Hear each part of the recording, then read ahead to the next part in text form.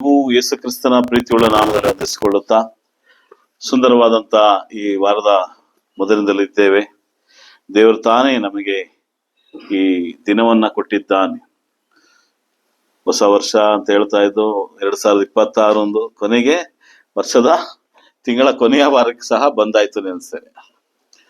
ಒಂದು ತಿಂಗಳು ಮುಗಿದಾಯ್ತು. ಕಾಲವು ಸ್ಪೀಡ್ ಆಗಿ ಓಡ್ತಾ ಇದೆ. ನಾವು ಎಷ್ಟರ ಮಟ್ಟಿಗೆ ಸ್ಪೀಡ್ ಮಾಡ್ಕೊಳ್ಬೇಕೋ ಗೊತ್ತಿಲ್ಲ. ಕಾಲಕ್ಕೆ ನಮ್ಮನ್ನ ಸ್ಪೀಡ್ ಮಾಡ್ಕೋಬೇಕಾಗಿದೆ. ನಮ್ಮನ್ನ ಬಲಪಡಿಸುವಾತನ ಜೊತೆಯಲ್ಲಿ ಇದ್ದುಕೊಂಡು ಈ ಲೋಕದ ಪ್ರಯಾಣವನ್ನು ಸಾಗುತ್ತಾ ಸಮಯಕ್ಕೆ ತಕ್ಕಂತೆ ನಮ್ಮ ದಿನಗಳನ್ನ, ಸಮಯಗಳ ತಕ್ಕಂತೆ ನಮ್ಮ ಕಾಲಗಳನ್ನ ನಮ್ಮನ್ನು ಜಿಗ್ಜೋಳ ಮಾಡ್ಕೊಂಡು ಹೋಗ್ಬೇಕಾಗಿದೆ. ಎಲ್ಲೂ ಸಹ ನಾವು ಕೂರೋದಕ್ಕಾಗಲಿ, ಎಲ್ಲೂ ಸಹ ನಾವು ನಿದ್ರಿಸೋದಕ್ಕಾಗಲಿ ಆಗದೇ ಇರುವಂತಹ ಸಂದರ್ಭಗಳಲ್ಲಿ ನಾವಿದ್ದೇವೆ. ಅಂದ್ರೆ ಭೌತಿಕದ ನಿದ್ರೆ, ಭೌತಿಕದ ವಿಶ್ರಾಂತಿ ಬಗ್ಗೆ ಮಾತಾಡ್ತಿಲ್ಲ. ಆತ್ಮಿಕದ ನಿದ್ರೆ, ಆತ್ಮಿಕದ ವಿಶ್ರಾಂತಿ ಬಗ್ಗೆ ನಾನು ಮಾತಾಡಕ್ಕೆ ಇಷ್ಟಪಡ್ತಾ ಇದ್ದೇನೆ. ಸ್ಪೀಡ್ ಆಗಿದೆ ಅಲ್ವಾ ದಿನಗಳು. 2026 ಬರ್ತದೆಂದೋ, 26 ಮುಕ್ತಾಯದ, ಒಂದು ತಿಂಗಳು ಮುಕ್ತಾಯ ಆಗೋಯ್ತು ಇನ್ನೇನು. ನಾವು ಕಳೆದಂತ ದಿನಗಳಲ್ಲಿಯೂ ದೇವರು ನಮ್ಮನ್ನು ಇಷ್ಟ ಮಟ್ಟಿಗೆ ಆಶ್ರಯಿಸಿದ್ದಾನೆ.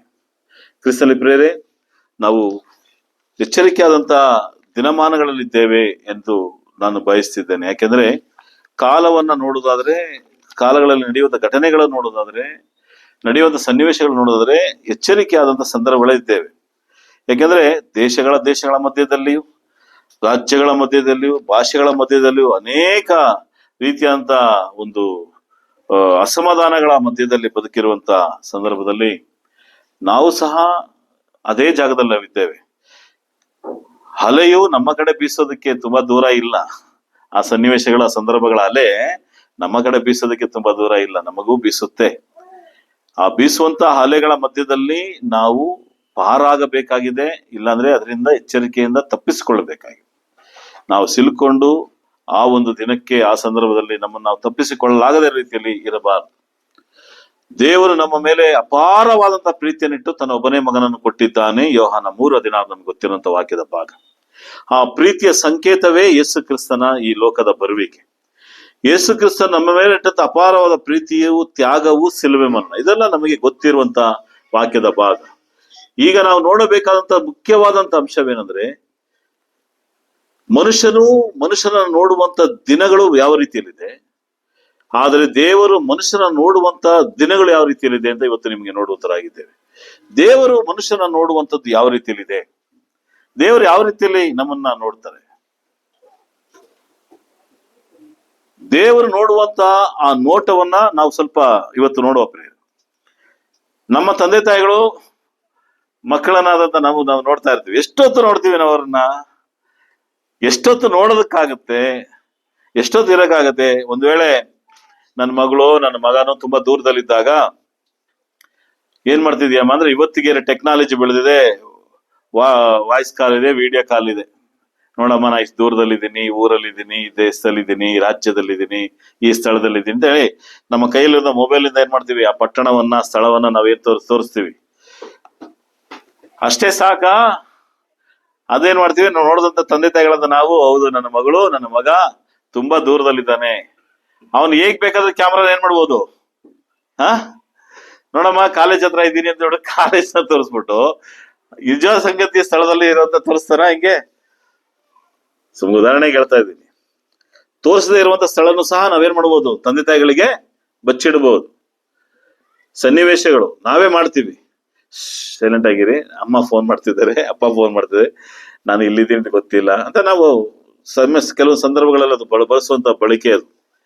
ಕ್ರಿಸ್ತನಲ್ಲಿ ಪ್ರಿಯರೇ, ದೇವರ ಮುಂದೆ ನಾವು ಯಾವ ರೀತಿಯಲ್ಲಿ ಇದ್ದೇವೆ, ದೇವರು ಹೇಗೆ ನಮ್ಮನ್ನ ವಾಚ್ ಮಾಡ್ತಿದ್ದಾನೆ, ದೇವರು ಹೇಗೆ ನೋಡ್ತಿದ್ದಾನೆ, ಮುಖ್ಯವಾಗಿ ಅವನಸ್ಥರು ಗಮನಿಸಬೇಕಾದಂತ ವಿಷಯ ಇದು. ದೇವರು ತನ್ನ ಮಕ್ಕಳಾದ ಇಸ್ರಾಯೇಲ್ ಜನರಿಗೆ ರಾಜ್ಯನನ್ನ ನೇಮಿಸುವಂತ ಸಂದರ್ಭ ಬರ್ತದೆ. ಅವರು ದೇವರ ರಾಜ್ಯತ್ವ ಬೇಡ, ದೇವರ ನಾಯಕತ್ವ ಬೇಡ, ದೇವರ ಆಳ್ವಿಕೆ ಬೇಡ ಅಂತೇಳಿ ನಮಗೊಬ್ಬ ರಾಜ ಬೇಕಂತ ಇಸ್ರಾಯೇಲ್ ಜನರು ಸಾಮೇಲ್ ಅಂತ ಪ್ರವಾದಿ ಹತ್ರ ಕೇಳ್ತಾರೆ. ಸಾಮೇಲ್ ಅದಕ್ಕೆ ದುಃಖದಿತ್ತನಾಗ್ತಾನೆ. ದೇವ್ರು, ನೀ ಯಾಕಪ್ಪ ದುಃಖ ಪಡ್ತೀಯ, ದುಃಖ ಪಡ್ಬೇಕಾಗಿರೋದು ನಾನು ಅಂತ ಹೇಳ್ತಾನೆ.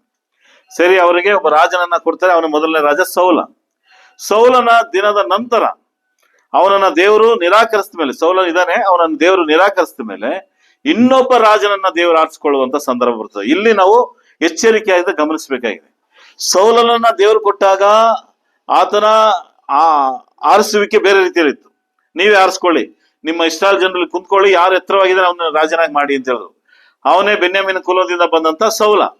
ಆದ್ರೆ ಸೆಕೆಂಡ್ ಕಿಂಗ್ ಬಂದಾಗ, ಗಮನ ಇಡಿ, ಸೆಕೆಂಡ್ ಕಿಂಗ್ ಬಂದಾಗ ದೇವರು ಮನುಷ್ಯರು ರಾಜನನ್ನ ಆರಿಸ್ಲಿಲ್ಲ, ದೇವರು ಮನುಷ್ಯರಿಗೋಸ್ಕರ ಒಬ್ಬ ರಾಜನನ್ನ ಆರಿಸ್ಕೊಳ್ತಾರೆ. ಅವನೇ ದಾವಿದ. ಆ ದಾವಿದನನ್ನ ಆರಿಸಿಕೊಂಡಾಗ ಸಾಧಾರಣವಾಗಿ ಆರಿಸ್ಕೊಳ್ಳಿಲ್ಲ. ಸಾಮೇಲನಿಗೆ ಈ ವಿಷಯ ಗೊತ್ತಿಲ್ಲ. ಸಾಮೇಲನಿಗೆ ಈ ರಾಜನ ಆರಿಸ್ಕೊಳ್ತಾ ಗೊತ್ತು, ಆದ್ರೆ ಇವನೇ ಅಂತ ಗೊತ್ತಿಲ್ಲ. ಈಶಾಯನ ಮಗನಿಗೆ ಮನೆಗೆ ಹೋಗ್ತಾನೆ, ನಿಮ್ಮ ಸತ್ಯದ ತಿರ್ಸ್ಕೊಳ್ಳಿ. 1 ಸಾಮುವೇಲ 16ನೇ ಅಧ್ಯಾಯದಲ್ಲಿ, first Samuel chapter 16, going on, selected the king, ಅಲ್ಲಿ ರಾಜನನ್ನು ಆರಿಸಿಕೊಳ್ಳುವಂತ ಸಂದರ್ಭ. ಸಾಮುವೇಲನು ಒಬ್ಬ ದೇವ ಮನುಷ್ಯ. ಗಮನ ಇಡಿ, ಯಾರು ಸಾಮುವೇಲನು? ದೇವ ಮನುಷ್ಯ, ಪ್ರವಾದಿ. ಅವನ ದೃಷ್ಟಿಕೋನನೇ ಬೇರೆ. ದೇವ ಮಕ್ಕಳಾದಂತ ನಮ್ಮ ದೃಷ್ಟಿಕೋನನೇ ಬೇರೆ ಅಂತ ಅರ್ಥ ಇದರಲ್ಲಿ. ಆದ್ರೆ ಮನುಷ್ಯರ ದೃಷ್ಟಿಕೋನ ಬೇರೆ, ದೇವರ ದೃಷ್ಟಿಕೋನ ಬೇರೆ, ಮನುಷ್ಯರ ದೃಷ್ಟಿಕೋನ. ಗಮನಿಸಿ, 6ನೇ ಅಧ್ಯಾಯದಲ್ಲಿ ನೋಡ್ಕೊಂಡ್ ಬರುವಾಗ, 16ನೇ ಅಧ್ಯಾಯದಲ್ಲಿ 7ನೇ ವಾಕ್ಯವನ್ನ ನೋಡಿ, ಯಾರೋ ಓದಿ. ಆದರೆ ಯೆಹೋವನು ಸಮುವೇಲನಿಗೆ, ನೀನು ಅವನ ಚೆಲುವಿಕೆಯನ್ನು ನೀಳವನ್ನು ನೋಡಬೇಡ, ನಾನು ಅವನನ್ನು ತಳ್ಳಿಬಿಟ್ಟಿದ್ದೇನೆ. ಯೆಹೋವನು ಮನುಷ್ಯರಂತೆ ಹೊರಗಿನ ತೋರಿಕೆಯನ್ನು ನೋಡದೆ ಹೃದಯವನ್ನೇ ನೋಡುವವನಾಗಿದ್ದಾನೆ. ಒಬ್ಬ ರಾಜನನ್ನು ಆರಿಸಿಕೊಂಡಾಗ, ಇಸ್ರಾಯೇಲ್ ಜನರಿಗೆ ಆರಿಸಿಕೊಂಡಂತ ಸೆಕೆಂಡ್ ಕಿಂಗ್ ಸಾಮುವೇಲನ ಆರಿಸಿಕೊಂಡಾಗ ದೇವರು ಹೇಳಿದಂತ ಸ್ಟೇಟ್ಮೆಂಟ್ ನ ಮಾತ್ರ ಇವತ್ತು ತಗೊಳ್ಳುವ. ಈ ಸ್ಟೇಟ್ಮೆಂಟ್ ಮೇಲೆ ಕೆಲವೊಂದು ವಿಷಯಗಳನ್ನು ನೋಡೋ ಪ್ರಿಯರೇ. ನನ್ನ ಜನರನ್ನು ಆಳಬೇಕಾದಂತ ಒಬ್ಬ ರಾಜ ಹೇಗಿರಬೇಕು ಅಂತ ಹೇಳಿದಾಗ, ಸಾಮುವೇಲನ ಉದ್ದೇಶ ಬೇರೆ ರೀತಿಯಲ್ಲಿದೆ, ದೇವರ ಆಲೋಚನೆ ಬೇರೆ ರೀತಿಯಲ್ಲಿದೆ. ಸಾಮುವೇಲನ ಸೆಲೆಕ್ಷನ್ ಬೇರೆ ಇದೆ, ದೇವರ ಸೆಲೆಕ್ಷನ್ ಬೇರೆ ರೀತಿ ಇದೆ. ಸಾಮುವೇಲನ ಸೆಲೆಕ್ಷನ್ ಏನಿದೆ, ಯುದ್ಧಕ್ಕೆ ಬೇಕಾಗಿರುವಂತ ಎಲ್ಲಾ ರೀತಿಯಾದಂತ ದೇಹ ಬಲವನ್ನ ರೀತಿಯಲ್ಲಿ, ಚೆಲುವತನವನ್ನ, ಅದನ್ನ ಫಿಟ್ನೆಸ್ ನ ನೋಡ್ತಿದ್ದಾನೆ, ಔಟ್ಲುಕ್ ನ ನೋಡ್ತಾ ಇದ್ದಾನೆ ದೇವರು, ಸಾಮುವೇಲ. ಆದ್ರೆ ದೇವರು ವಿಭಿನ್ನವಾಗಿ ನೋಡ್ತಿದ್ದಾನೆ. ಒಬ್ಬ ದೇಶ ಆಳುವವನಿಗೂ, ದೇಶವನ್ನ ಕಾಯುವವನಿಗೂ, ದೇಶವನ್ನ ನೋಡಿಕೊಳ್ಳುವವನಿಗೂ, ರಾಜ್ಯ ನೋಡಿಕೊಳ್ಳುವವನಿಗೆ ಫಿಟ್ನೆಸ್ ಮುಖ್ಯ. ಈಗ ಪೊಲೀಸ್ ಸೆಲೆಕ್ಷನ್ ಆಗಿರ್ಲಿ, ಮಿಲಿಟರಿ ಸೆಲೆಕ್ಷನ್ ಆಗಿರ್ಲಿ, ದೇಹ ದಾಂಡ್ಯ ತುಂಬಾ ಮುಖ್ಯವಾಗಿದೆ. ಹೈಟು, ಎತ್ತರ, ಅವರ ದೇಹ ಬಲ ತುಂಬಾ ಮುಖ್ಯವಾಗಿದೆ. ಅವ್ರು ಓಡುವಂತ ಓಟ ಇರ್ಬೋದು, ಅವ್ರು ಜಿಗಿಯುವಂತ ಜಿಗಿತ ಇರ್ಬೋದು, ಇದೆಲ್ಲ ನಮ್ಗೆ ಗೊತ್ತಿರುವಂತ ವಿಷಯನೇ. ಯಾಕೆಂದ್ರೆ ಅವನ ದೇಹ ಫಿಟ್ನೆಸ್ ಇದ್ರೆ ದೇಶ ಕಾಯಕ್ ಸಾಧ್ಯ. ಯಾಕಂದ್ರೆ ದೇಹ ದಣಿಬೇಕಲ್ವಾ, ದೇಹದ ಬಾರ್ಡರ್ ಅಲ್ಲಿ ರಾಜ್ಯವನ್ನ ಕಾಯುವಂತ ಒಬ್ಬ ಆರಕ್ಷನು ಕಾಯ್ಬೇಕಲ್ವಾ, ಪೊಲೀಸ್ ಕಾಯ್ಬೇಕಲ್ವಾ, ಅವನಿಗೆ ದೇಹ ದಾಂಡ್ಯ ಮುಖ್ಯ ಅಲ್ವಾ, ಟ್ರೈನಿಂಗ್ ಎಲ್ಲ ಕೊಡ್ತಾರೆ. ಆದ್ರೆ ದೇಶವನ್ನ ಕಾಯುವಂತ ರಾಜನಿಗೂ ಈ ರೀತಿ ಎಲ್ಲ ಬೇಕಾಗಿದೆ, ಫಿಟ್ನೆಸ್ ಬೇಕಾಗಿದೆ. ಆದ್ರೆ ದೇವರು ಇಸ್ರಾಯೇಲ್ನ ಕಾಯುವಂತ ರಾಜನಿಗೆ ಫಿಟ್ನೆಸ್ ನ ನೋಡಲಿಲ್ಲ. ಏನ ನೋಡ್ತಿದ್ರೆ ಹೃದಯವನ್ನೇ ನೋಡುವವನಾಗಿದ್ದಾನೆ ಅಂತ ಹೇಳ್ತಾರೆ. ಇವತ್ತು ಸ್ಟೇಟ್ಮೆಂಟ್ ಏನು? ದೇವರು ನಮ್ಮ ಹೃದಯವನ್ನ ನೋಡ್ತಾನೆ ಪ್ರಿಯರೇ. God watching my heart. ದೇವರು ನಮ್ಮ ಹೃದಯವನ್ನ ನೋಡ್ತಿದ್ದಾನೆ. ಗೊತ್ತಾ ನಿಮಗೆ? ಒಬ್ಬ ದಾವಿದನನ್ನ ಆರಿಸ್ಕೊಳ್ಬೇಕಾದ ಸಂದರ್ಭ ಬಂದಾಗ, ರಾಜನ ಸಿಂಹಾಸನದ ಮೇಲೆ ಕೂರುವಂತ ಒಬ್ಬ ರಾಜನಿಗೆ ಬೇಕಾಗಿರುವುದು ದೇಹ ಬಲ ಅಲ್ಲ, ಫಿಟ್ನೆಸ್ ಅಲ್ಲ, ಅದು ಎರಡನೇ ಭಾಗ. ಮೊದಲನೇದು ಏನಿರ್ಬೇಕು? ಹೃದಯವನ್ನ ದೇವರು ನೋಡ್ತಿದ್ದಾನೆ. ಇವತ್ತು ದೇವ ಮಕ್ಕಳಾಗಿರುವಂತ ನಾವು, ದೇವರ ರಾಜ್ಯ ಎಂಬ ಸಭೆಯಲ್ಲಿರುವಂತ ನಾನು, ಸಭೆಯದಲ್ಲಿ ಇರುವಂತ ನಾನು, ದೇವರ ರಾಜ್ಯ ಎಂಬಂತ ಸಭೆಯಲ್ಲಿರುವಂತ ನಾನು, ದೇಹ ಫಿಟ್ನೆಸ್ಗಿಂತ, ನಿಮ್ಮ ನಾಲೆಡ್ಜ್ ಫಿಟ್ನೆಸ್ಗಿಂತ ನಿಮ್ಮ ಹಾರ್ಟ್ ಫಿಟ್ನೆಸ್ ನ ದೇವ್ರು ನೋಡ್ತಾ ಇದ್ದಾನೆ ಪ್ರೇರಣೆ. ಇದನ್ನ ನಾವು ಅರಿಬೇಕು. ಹೃದಯವನ್ನ ನೋಡುವಂತ ದೇವರು, ನಮ್ಮ ಅಂತರಂಗವನ್ನ ನೋಡುವಂತ ದೇವರಾಗಿದ್ದಾನೆ. ಹೊಸ ಒಡಂಬಡಿಕೆಯಲ್ಲಿ ಮಾತ್ರ ಬದುಕಿರೋರಿಗೆ ಮಾತ್ರ ಅಲ್ಲ, ಹಳೆ ಒಡಂಬಡಿಕೆಯಲ್ಲಿ ಇದೇ ಸೆಲೆಕ್ಷನ್ ಇತ್ತು. ನಮ್ಮ ಹೃದಯವನ್ನ ದೇವರು ಚೆಕ್ ಮಾಡ್ತಾನೆ. ನಮ್ಮ ಹೃದಯದಲ್ಲಿ ಇರುವಂತ ವಿಷಯಗಳನ್ನ ಚೆಕ್ ಮಾಡ್ತಾನೆ. ಹೃದಯದಲ್ಲಿರುವಂತಹ ಬ್ಲಡ್ ಸರ್ಕ್ಯುಲೇಷನ್ ನೋಡೋದಲ್ಲ ಡಾಕ್ಟ್ರು. ಹೃದಯದಲ್ಲಿ ಹೇಗೆ ಬ್ಲಡ್ ಸರ್ಕ್ಯುಲೇಷನ್ ಆಗುತ್ತೆ, ಹಾರ್ಟ್ ಅಟ್ಯಾಕ್, ಕೊಲೆಸ್ಟ್ರಾಲ್, ಅದೆಲ್ಲ ಬೇರೆ, ಅದ್ರ ಬಗ್ಗೆ ಅಲ್ಲ ವೈದ್ಯಕೀಯ. ಹೃದಯ ಅಂತ ಈ ವಾಕ್ಯದಲ್ಲಿ ಹೇಳುವಂತ ಹೃದಯ ಅಂದ್ರೆ ನಮ್ಮ ಆತ್ಮವನ್ನ ಚೆಕ್ ಮಾಡ್ತಾನೆ ಅಂತ ಅರ್ಥ ದೇವರು. ನಮ್ಮ ಆತ್ಮ ಶುದ್ಧವಾಗಿದ್ರೆ ನಾವು ಆತನ ಸಭೆಯಲ್ಲಿ ಇರೋದಕ್ಕೆ ಸಾಧ್ಯ. ಆತ್ಮ ಶುದ್ಧವಾಗಿದೆ, ಸಭೆ ಎಂಬ ರಾಜ್ಯದಲ್ಲಿ ಇರಕ್ ಸಾಧ್ಯ. ಆತ್ಮ ಶುದ್ಧವಾಗಿದ್ರೆ ಯೇಸು ಕ್ರಿಸ್ತನ ಬರುವಿಕೆಯಲ್ಲಿ, ಯೇಸು ಕ್ರಿಸ್ತನ ಬಲಗಡೆ ಇರೋದಕ್ಕೆ ಸಾಧ್ಯ. ಪ್ರಿಯ ದೇವರು ಇಲ್ಲಿ ಹೇಳ್ತದಾನೆ, ನೀನದು ಹೊರ ತೋರುವಿಕೆ, ಮನುಷ್ಯರ ಹೊರಗಿನ ತೋರಿಕೆಯನ್ನ ನೋಡ್ತಾ ಇದ್ದೀಯಾ ಅಂತ ಹೇಳ್ತಾನೆ. ನೀನ್ ಔಟ್ಲುಕ್ ನ ನೋಡ್ತಾ ಇದ್ದೀಯ, ಆದ್ರೆ ನಾನು ಅದನ್ನ ನೋಡೋದಿಲ್ಲ.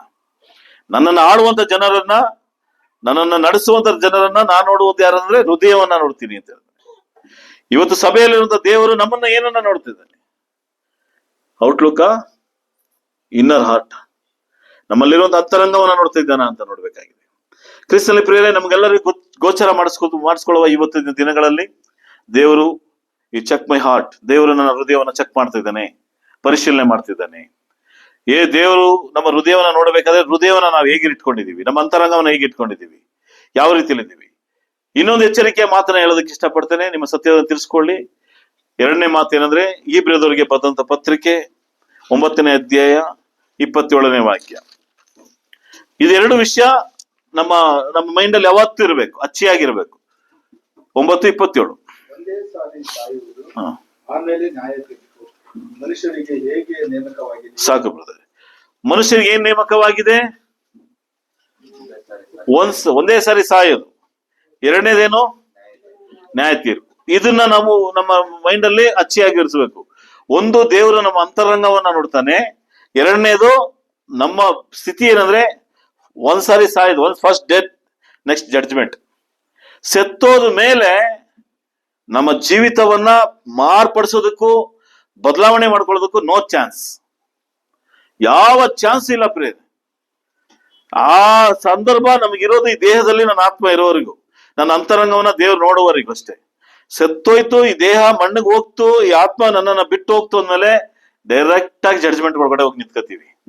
ಇವತ್ತು ಈ ಎರಡು ಮಾತನ್ನ ಇಟ್ಕೊಂಡು ಕೆಲವೊಂದು ವಿಷಯಗಳ ನೋಡುವ ಪ್ರಿಯ. ಇವತ್ತು ಹೇಗಿದೆ ಅಂತ ನನಗೆ ಗೊತ್ತಿಲ್ಲ, ದೇವರ ವಾಕ್ಯ ನಮ್ಮ ಜೊತೆಯಲ್ಲಿ ಇವತ್ತು ಮಾತಾಡುತ್ತೆ. ದೇವರು ನಮ್ಮನ್ನ ನೋಡುವಂತ ನೋಟದಲ್ಲಿ ಎಚ್ಚರಿಕೆಯಾಗಿರ್ಬೇಕು. ಅಂತರಂಗವನ್ನ ನೋಡ್ತಾನೆ. ಈ ಅಂತರಂಗವನ್ನ ನಾವು ಎಲ್ಲೆಲ್ಲ ಬಚ್ಚಿಡ್ಬೋದು, ಹೇಗೆಲ್ಲ ಬಚ್ಚಿಡ್ಬೋದು ಅಂದ್ರೆ, ಎಲ್ಲಿ ಬೇಕಾದ್ರೆ, ನಾನು ಪ್ರಾರಂಭ ಉದಾಹರಣೆ ಕೊಟ್ಟೆ, ಮೊಬೈಲ್ನ ತಿರುಗಿಸಿ ತಂದೆ ತಾಯಿಗಳಿಗೆ ಒಂದು ವಿಷಯನ ತೋರಿಸ್ಬೋದು. ನಾನು ದೂರದಲ್ಲಿದ್ದಾಗ ಇನ್ನೊಂದು ಭಾಗವನ್ನ ನಾವು ತೋರ್ಸೋದಕ್ಕೆ ಸಾಧ್ಯ ಇಲ್ಲ. ಅದೇನಂದ್ರೆ, ನಾನು ಬಚ್ಚಿಡುವಂತ ಸ್ಥಳ. ನಿಜವಾದ ಸ್ಥಳ ಆದ್ರೆ ಏನು ಪರವಾಗಿಲ್ಲ, ರೊಟೇಟ್ ಮಾಡ್ಬಿಡ್ತೀವಿ, ಕ್ಯಾಮ್ರಾನ ಹೀಗೇ ಸುತ್ತಿಸ್ತೀವಿ, ಇಲ್ಲಿ ನೋಡಿ ಹಿಂಗಿದ್ದೀವಿ. ಆದ್ರೆ ಒಂದು ಸ್ಥಳವನ್ನ ತೋರಿಸಿದಾಗ ಅರ್ಥ ಮಾಡ್ಕೊಳ್ಳಿ ನನ್ನ ಪೇರೆಂಟ್ಸ್ಗಳೇ, ಇನ್ನೊಂದು ಸ್ಥಳದಲ್ಲಿ ಏನೋ ಇದೆ ಅಂತ ಅರ್ಥ ಇರ್ಲಿ. ದೇವರ ಮುಂದೆ ಈ ಕ್ಯಾಮ್ರಾ ಎಲ್ಲ ನಡೆಯೋದಿಲ್ಲ. ದೇವರ ಮುಂದೆ ಯಾವ ರೊಟೇಷನ್ ನಡೆಯಕ್ಕಾಗಲ್ಲ. ದೇವರೇ ನಮ್ಮ ಸುತ್ತಲೂ ರೊಟೇಷನ್ ಮಾಡ್ತಾ ಇದ್ದಾನೆ, ದೇವರು ನಮ್ಮನ್ನು ನೋಡ್ತಾ ಇದ್ದಾನೆ. ಆದ್ರೆ ಈ ಮರಣವನ್ನ ಸಂಧಿಸುವವರೆಗೂ ಎಚ್ಚರಿಕೆ ಆಗಿರ್ಬೇಕು. ಈ ಮರಣವನ್ನ ನಾವು ಆ ಸ್ಥಳವನ್ನ ಮುಟ್ತೀವಿ, ಆ ಸ್ಥಳವನ್ನ ಮುಟ್ಟೋದವರೆಗೂ ನಾವು ಎಚ್ಚರಿಕೆ ಆಗಿರ್ಬೇಕು. ಯಾಕೆಂದ್ರೆ ಮನುಷ್ಯನು ಹುಟ್ಟಿದ್ರಿಂದ ಕೊನೆಯವರೆಗೂ ಎಲ್ಲಾ ವಿಷಯದಲ್ಲೂ ನಾವು ನ್ಯಾಯ ತೀರ್ಪಿಗೆ ಒಳಗಾಗ್ತಿದ್ದೇವೆ ಅಂತ ವೇದವಾಕ್ಯ ಹೇಳುತ್ತೆ. ಪ್ರಕಟಣೆ 20ನೇ ಅಧ್ಯಾಯ 11 ಮತ್ತು 12ನೇ ವಾಕ್ಯ. ಪ್ರಕಟಣೆ 20ನೇ ಅಧ್ಯಾಯ 11, 12ನೇ ವಾಕ್ಯ. ಆಮೇಲೆ ಬೆಳಗಿರುವ ಮಹಾ ಸಿಂಹಾಸನವನ್ನು, ಅದರ ಮೇಲೆ ಕೂತಿದ್ದ ಆತನನ್ನು ಕಂಡೆನು. ಆತನ ಎದುರಿನಿಂದ ಭೂಮಿಯ ಕಾಕುಗಳು ಓಡಿ ಹೋಗಿ ಇನ್ನೂ ಕಾಣಿಸದ ಹಾಗಾದವು. ಇದಲ್ಲದೆ ಸತ್ತವರಾದ ದೊಡ್ಡವರು ಚಿಕ್ಕವರು ಸಿಂಹಾಸನದ ಮುಂದೆ ನಿಂತಿರುವುದನ್ನು ಕಂಡೆನು. ಆಗ ಪುಸ್ತಕಗಳು ತೆರೆಯಲ್ಪಟ್ಟವು, ಮತ್ತು ಜೀವಬಾಧ್ಯರ ಪಟ್ಟಿ ಎಂಬ ಇನ್ನೊಂದು ಪುಸ್ತಕವು ತೆರೆಯಲ್ಪಟ್ಟಿತು. ಆ ಪುಸ್ತಕಗಳಲ್ಲಿ ಬರೆದಿದ್ದ ಸಂಗತಿಗಳ ಆಧಾರದಿಂದ ಅವರವರ ಕೃತ್ಯಗಳ ಪ್ರಕಾರ ಸತ್ತವರಿಗೆ ನ್ಯಾಯ ತೀರ್ಪಾಯಿತು. ಇಲ್ಲಿ ಗಮನ ಇಡಿ. ಪ್ರಕಟಣೆಯಲ್ಲಿ ಹೇಳುವಂತ ಮಾತಿದ್ದಾರೆ. ಎರಡು ಪುಸ್ತಕದ ಬಗ್ಗೆ ಒಂದೊಂದ್ಸರಿ ಮಾತಾಡಿದೆ, ಈಗ ಅದ್ರ ಬಗ್ಗೆ ಮಾತಾಡಿದ್ರ. ಅವರವರ ಕೃತ್ಯಗಳ ಪ್ರಕಾರ ಸತ್ತವರಿಗೆ ನ್ಯಾಯ ತೀರ್ಪಾಯಿತು. ಸತ್ತವರಾದಂತ ಅವರಿಗೆ ಮಾತ್ರ ನ್ಯಾಯ ತೀರ್ಪಾಯಿತು ಅಂತ ವಾಕ್ಯ ಇದೆ ಇಲ್ಲಿ. ಗಮನ ಇದೆಯಲ್ಲ. ಯೇಸು ಕ್ರಿಸ್ತನು ಒಂದು ಮಗು ಒಂದು ಮಗುನ ಸ್ವಸ್ಥ ಮಾಡಕ್ಕೆ ಕರ್ಕೊಂಬರುವಾಗ ಆ ಸಂದರ್ಭದಲ್ಲಿ ಏನಾಗುತ್ತೆ ಅಂದ್ರೆ, ಆ ಮಗು ಸತ್ತೋಗುತ್ತೆ, ಮಧ್ಯದಾರಿಯಲ್ಲಿ ಸತ್ತೋಗುತ್ತೆ. ನಿಮ್ಗೆ ಗೊತ್ತಿರುವಂತ ಸಂದರ್ಭ. 12 ವರ್ಷದ ಮಗು, ಒಬ್ಬ ಅಧಿಕಾರಿ ತನ್ನ ತಂದೆ ತನ್ನ ಮಗಳನ್ನ ಸ್ವಸ್ಥ ಮಾಡಕ್ಕೆ ಕರ್ಕೊಂಡ್ ಬರ್ತಾ ಇದ್ದಾನೆ. ಬರೋ ಸಂದರ್ಭದಲ್ಲಿ ಮಧ್ಯದ ದಾರಿಯಲ್ಲಿ ಬಂದ್ಬಿಟ್ಟು ಅಂತಾನೆ, ತನ್ನ ಕೆಲಸದವನು ಹೇಳ್ತಾನೆ, ಅಯ್ಯ ಸತ್ತೋಯ್ತು, ಅವ್ರನ್ನ ಬಿಟ್ಬಿಡಿ ಅಂತ ಹೇಳ್ತಾನೆ. ಯೇಸು ಕ್ರಿಸ್ತ ಒಂದೇ ಮೊದಲು, ನಂಬಿಕೆನ ಕಳ್ಕೊಬೇಡ, ನಿನ್ ಮಗು ಏನಾಗಿಲ್ಲ, ಸತ್ತಿಲ್ಲ. ಏನಾಗಿದೆ, ಏನ್ ಮಾಡ್ತಿದೆ? ನಿದ್ರೆ ಮಾಡ್ತಿದೆ, ಸ್ಲೀಪಿಂಗ್ ಅಂತ ಹೇಳಿದ್ರೆ. ನಿದ್ರೆ ಹೋಗುವವರ ಸ್ಥಿತಿ ಬೇರೆ, ಸತ್ತವರ ಸ್ಥಿತಿ ಬೇರೆ ಪ್ರಿಯರೇ. ಈ ಕೃತ್ಯಗಳಲ್ಲಿ ಅವರವರ ಕೃತ್ಯಗಳ ಪ್ರಕಾರ ಸತ್ತವರಿಗೆ ನ್ಯಾಯ ತೀರ್ಪಾಗತ್ತೆ. ಸಭೆಯಲ್ಲಿ ಇದ್ದುಕೊಂಡು ಸತ್ತವರಾಗಿರುವವರಿಗೆ ಮಾತ್ರ ನ್ಯಾಯ ತೀರ್ಪಾಗುತ್ತೆ. ಸಭೆಯಲ್ಲಿ ಇದ್ದುಕೊಂಡು ನಿದ್ರೆ ಹೋಗೋರ ಬಗ್ಗೆ ನ್ಯಾಯ ತೀರ್ಪಿಲ್ಲ. ನಿಮ್ಗೆ ಎಷ್ಟು ಮಟ್ಟಿಗೆ ಅರ್ಥ ಆಗ್ತದೆ ಗೊತ್ತಿಲ್ಲ. ಸಭೆಯಲ್ಲಿ ಇದ್ದೇವೆ ಎಂದ ತಕ್ಷಣ ನಾವು ದೇವರ ಆಲಯದಲ್ಲಿ ದೇವರ ಮಕ್ಕಳಾಗ್ಬಿಟ್ಟಿದೀವಿ. ದೇವರು ನಮ್ಮನ್ನು ಆರಿಸ್ಕೊಂಡಿದ್ದಾನೆ. ದೇವರ ಚಿತ್ತದ ಪ್ರಕಾರ ಆತನ ರಾಜ್ಯದೊಳಗಡೆ ನಾವು ಸೇರಾಯ್ತು. ಈಗ ರಾಜ್ಯದಲ್ಲಿ ನಾನು ಬದುಕಿದೇನಾ, ಇಲ್ಲ ಈ ಬದುಕಿರುವಂತ ನಾನು ಸತ್ತಿದ್ದೇನಾ ಅಂತ ಈಗ ನಮ್ಮ ಹೃದಯವೇ ನಮಗೆ ಪರೀಕ್ಷೆ ಹೇಳ್ತದೆ. ನಮ್ಮ ಸ್ಕೋರ್ ಬೋರ್ಡ್ ಹೇಳೋದೇ ನಮ್ಮ ಹೃದಯ. ಈಗ ನಾವ್ ಹೇಳುವ ನನ್ನ ಹೃದಯ ಸಭೆಯಲ್ಲಿರುವಂತ ನಾನು ಜೀವಂತವಾಗಿದ್ದೇನೆ. ಈಗ ನಾನು ನಿಮ್ ಜೊತೆ ಮಾತಾಡ್ತೀನಿ, ನಾ ಜೀವಂತವಾಗಿದ್ದೀನಿ. ನಾ ಸತ್ತೋದ್ಮೇಲೆ ಡೈರೆಕ್ಟ್ ಆಗಿ ನ್ಯಾಯ ತೀರ್ಪು ಯಾರಿಗೆ ಅಂತ ಹೇಳ್ತೇನೆ. ಇಲ್ಲಿ ನ್ಯಾಯ ತೀರ್ಪು ಯಾರಿಗಂತೆ? ಅವರವರ ಕೃತ್ಯಗಳ ಪ್ರಕಾರ ಯಾರಿಗೆ ನ್ಯಾಯ ತೀರ್ಪು? ಸತ್ತವರಿಗೆ, ಮರಣ ಹೊಂದಿದವರಿಗೆ ನ್ಯಾಯ ತೀರ್ಪು. ಸತ್ತವ್ರು ಯಾರು? ಆದಿಕಾಂಡ 3ನೇ ಅಧ್ಯಾಯದಲ್ಲಿ ಸತ್ತವ್ರು ಯಾರು? ಆದ ಮತ್ತು ಅವಳು ಸತ್ತೋದ್ರ. ಅದ ಸತ್ತವ್ರು ಯಾರು? ಅವರೇ. ಯಾರು ಸತ್ತವರು? ದೇವರ ಮುಂದೆ ಪಾಪ ಮಾಡಿದ ಪ್ರತಿಯೊಬ್ಬರು ಏನಂತೆ ಸತ್ತವರು. ಅದಕ್ಕೆ ಅದ ಅರ್ಥ ಮಾಡೋದಕ್ಕೇನೆ ಈ ವಾಕ್ಯದ ಭಾಗ ನಮ್ಗಿರೋದು. ಅಲ್ಲಿ ಸೈತಾನ ಹೇಳುವಂತ ಮಾತನ್ನ ಬಿಟ್ಬಿಡಿ. 3ನೇ ಅಧ್ಯಾಯದ ಮಾತು, ದೇವರು ಈ ಹಣ್ಣನ್ನ ತಿಂದ್ರೆ ನೀವೇನಾಗ್ತೀರಿ? ಸತ್ತೋಗ್ತೀರಿ. ಸತ್ತೋದ್ರ ಅಂದ್ರೆ ನಮ್ಮ ದೃಷ್ಟಿಕೋನದಲ್ಲೂ ಸೈತನ ದೃಷ್ಟಿಕೋನದಲ್ಲೂ ಆದಾಮೇವಳ ದೃಷ್ಟಿಕೋನದಲ್ಲೂ ಸಾಯ್ಲಿಲ್ಲ. ಅವ್ರು ಇನ್ನೂ ಇದ್ರು. ಆ ಆದಾಮನು ಹೆಚ್ಚು ಕಮ್ಮಿ 600-700 ವರ್ಷ ಬದುಕದ. ಆ ಸಾವಲ್ಲ. ದೇವರ ದೃಷ್ಟಿಯಲ್ಲಿ ಹೆಂಗೆ ಸತ್ತೋದ್ರು ಅಂದ್ರೆ, ಮರಣ ಹೇಗೆ ಹೊಂತು ಅಂದ್ರೆ ದೇವರಿಗೆ ವಿರುದ್ಧವಾದ ಪಾಪಗಳನ್ನ ಮಾಡಿದಾಗ ಅವ್ರು ಸತ್ತೋದ್ರು ಅಂತ ಅರ್ಥ. ಈಗ ನಮ್ಮನ್ನ ಕ್ರಿಸ್ತ ಯೇಸುವಿನಲ್ಲಿ ಬದುಕಿಸಿದ್ದಾನೆ. ಸತ್ತಂತ ನಮ್ಮನ್ನ ಯೇಸು ಕ್ರಿಸ್ತನಲ್ಲಿ ನಾವೇನಾಗಿದ್ದೇವೆ? ಮತ್ತೆ ಹುಟ್ಟಿದ್ದೇವೆ. ಇದೆಲ್ಲ ಅನೇಕ ವಾಕ್ಯಗಳಿದೆ. ಅದ್ರ ಸಂದರ್ಭಗಳು ನಿಮ್ಗೆ ಜ್ಞಾಪಕ ಮಾಡಿಸ್ತಾ ಇದ್ದೀನಿ ಅಷ್ಟೇ. ಈಗ ಹುಟ್ಟಿರುವಂತ ನಾನು ಯೇಸು ಕ್ರಿಸ್ತನ ಮೂಲಕ ಸತ್ತಂತ ನಮ್ಮನ್ನ ಮತ್ತೆ ಹುಟ್ಟಿಸಿ ಕ್ರಿಸ್ತನ ದೇಹ ಎಂಬ ಸಭೆಯಲ್ಲಿ ನಮ್ಮನ್ನ ಸೇರಿಸಿದ ದೇವರು. ಈಗ ಸಭೆ ಒಳಗಡೆ ನಾನು ಸತ್ತಿದ್ದೀನಾ ಇಲ್ಲ ಬದುಕಿದ್ದೀನಾ? ಈಗ ಈಗ ನನ್ನ ಸಭೆ, ಈಗ ನನ್ನ ದೇಹ ಈಗ ಸತ್ತೋಯ್ತು ಅಂದ್ರೆ ಈ ದೇಹ ಸತ್ತೋಯ್ತು. ಈಗ ನನ್ನನ್ನ ನೀವು ದಫನ್ ಮಾಡ್ಬಿಟ್ರಿ. ಈಗ ನನ್ನ ಆತ್ಮಕ್ಕೆ ನ್ಯಾಯ ತೀರ್ಪಿದೆ. ಈ ಆತ್ಮ ನಿದ್ರೆ ಹೋಗಿದ್ಯಾ, ಈ ಆತ್ಮ ಸತ್ತೋಗಿದ್ಯಾ ಅಂತ ಲೆಕ್ಕ ಮಾಡ್ಬೇಕಾಗಿದೆ. ಯಾವಾಗ ಲೆಕ್ಕ ಮಾಡೋದದು? ಯೇಸು ಕ್ರಿಸ್ತ ನ್ಯಾಯ ತೀರ್ಪಲ್ಲಿ ಲೆಕ್ಕ ಮಾಡ್ತಾನೆ. ನಾವ್ ಯಾವಾಗ ಲೆಕ್ಕ ಮಾಡೋದದು? ಬದುಕಿರುವಾಗಲೇ. ಯಾವಾಗ ಬದುಕಿರುವಾಗ? ಈ ದೇಹದಲ್ಲಿ ಈ ಆತ್ಮ ಬದುಕಿರುವಾಗಲೇ ಲೆಕ್ಕ ಮಾಡ್ಕೋಬೇಕು. ನಾನು ಸತ್ತಿದ್ದೀನ ಬದುಕಿದ್ದೇನೆ. ಅರ್ಥ ಆಗ್ತಿದ್ದೇನೆ ಅನ್ಸ್ತದೆ. ಈಗ ನನ್ನನ್ನ ತಾಳೆ ಮಾಡ್ಕೊಳ್ಳುವ, ನನ್ನ ಹೃದಯವನ್ನ ಶೋಧಿಸುವಂತ ದೇವರ ಮುಂದೆ ನನ್ನ ಹೃದಯ ಸತ್ತಿದೆಯಾ, ನನ್ನ ಆತ್ಮ ಸತ್ತಿದೆಯಾ, ಬದುಕಿದೆಯಾ? ನ್ಯಾಯ ತೀರ್ಪು ಯಾರಿಗೆ ಅಂತ ಹೇಳ್ತಾನೆ? ಪ್ರತಿಯೊಂದು 2 ಪುಸ್ತಕಗಳು ತೆರೆಯப்படுತ್ತದೆ. ಅವರವರ ಕೃತ್ಯಗಳ ಪ್ರಕಾರ ಸತ್ತವರಿಗೆ ನ್ಯಾಯ ತೀರ್ಪಾಗುತ್ತೆ. ಸತ್ತವರು ಯಾರು? ಸಭೆಯಲ್ಲಿ ಇದ್ದುಕೊಂಡು ದೇವರ ಮಕ್ಕಳಾಗಿ ದೇವರಲ್ಲೇ ಬದುಕಿರುವಂತ ನಾವು ಸತ್ತೋಗಿದ್ರೆ ನಮಗೆ ನ್ಯಾಯ ತೀರ್ಪಿದೆ. ಈ ನ್ಯಾಯ ತೀರ್ಪುನ ಮುಂದೆ ನಾವು ನಿಂತ್ಕೊಳ್ಳೋದಕ್ಕೆ ಆಗೋದಿಲ್ಲ. ಎಚ್ಚರಿಕೆಯಾಗಿ ನಾವು ಇರಬೇಕಾಗಿದೆ. ಪೌಲನು ಕೊರಿಂಥ ಸಭೆಗೆ ಬರೆಯುವಂತ ಸಂದರ್ಭದಲ್ಲಿ ಒಂದು ಮಾತನಾಡ್ತಾ ನೋಡಿ. 2 ಕೊರಿಂಥದವರಿಗೆ ಬರೆದ 2ನೇ ಪತ್ರಿಕೆ 5ನೇ ಅಧ್ಯಾಯ 10ನೇ ವಾಕ್ಯ. ಯಾಕೆಂದರೆ ಪ್ರತಿಯೊಬ್ಬನು ತನ್ನ ದೇಹದ ಮೂಲಕ ನಡೆಸಿದ ಒಳ್ಳೆಯದಕ್ಕಾಗಲಿ ಕೆಟ್ಟದಕ್ಕಾಗಲಿ ಸರಿಯಾಗಿ ಪ್ರತಿಫಲವನ್ನು ಹೊಂದುವುದಕ್ಕೋಸ್ಕರ ನಾವೆಲ್ಲರೂ ಕ್ರಿಸ್ತನ ನ್ಯಾಯಾಸನದ ಮುಂದೆ ಯಥಾಸ್ಥಿತಿಯಲ್ಲಿ ಕಾಣಿಸಿಕೊಳ್ಳಬೇಕು.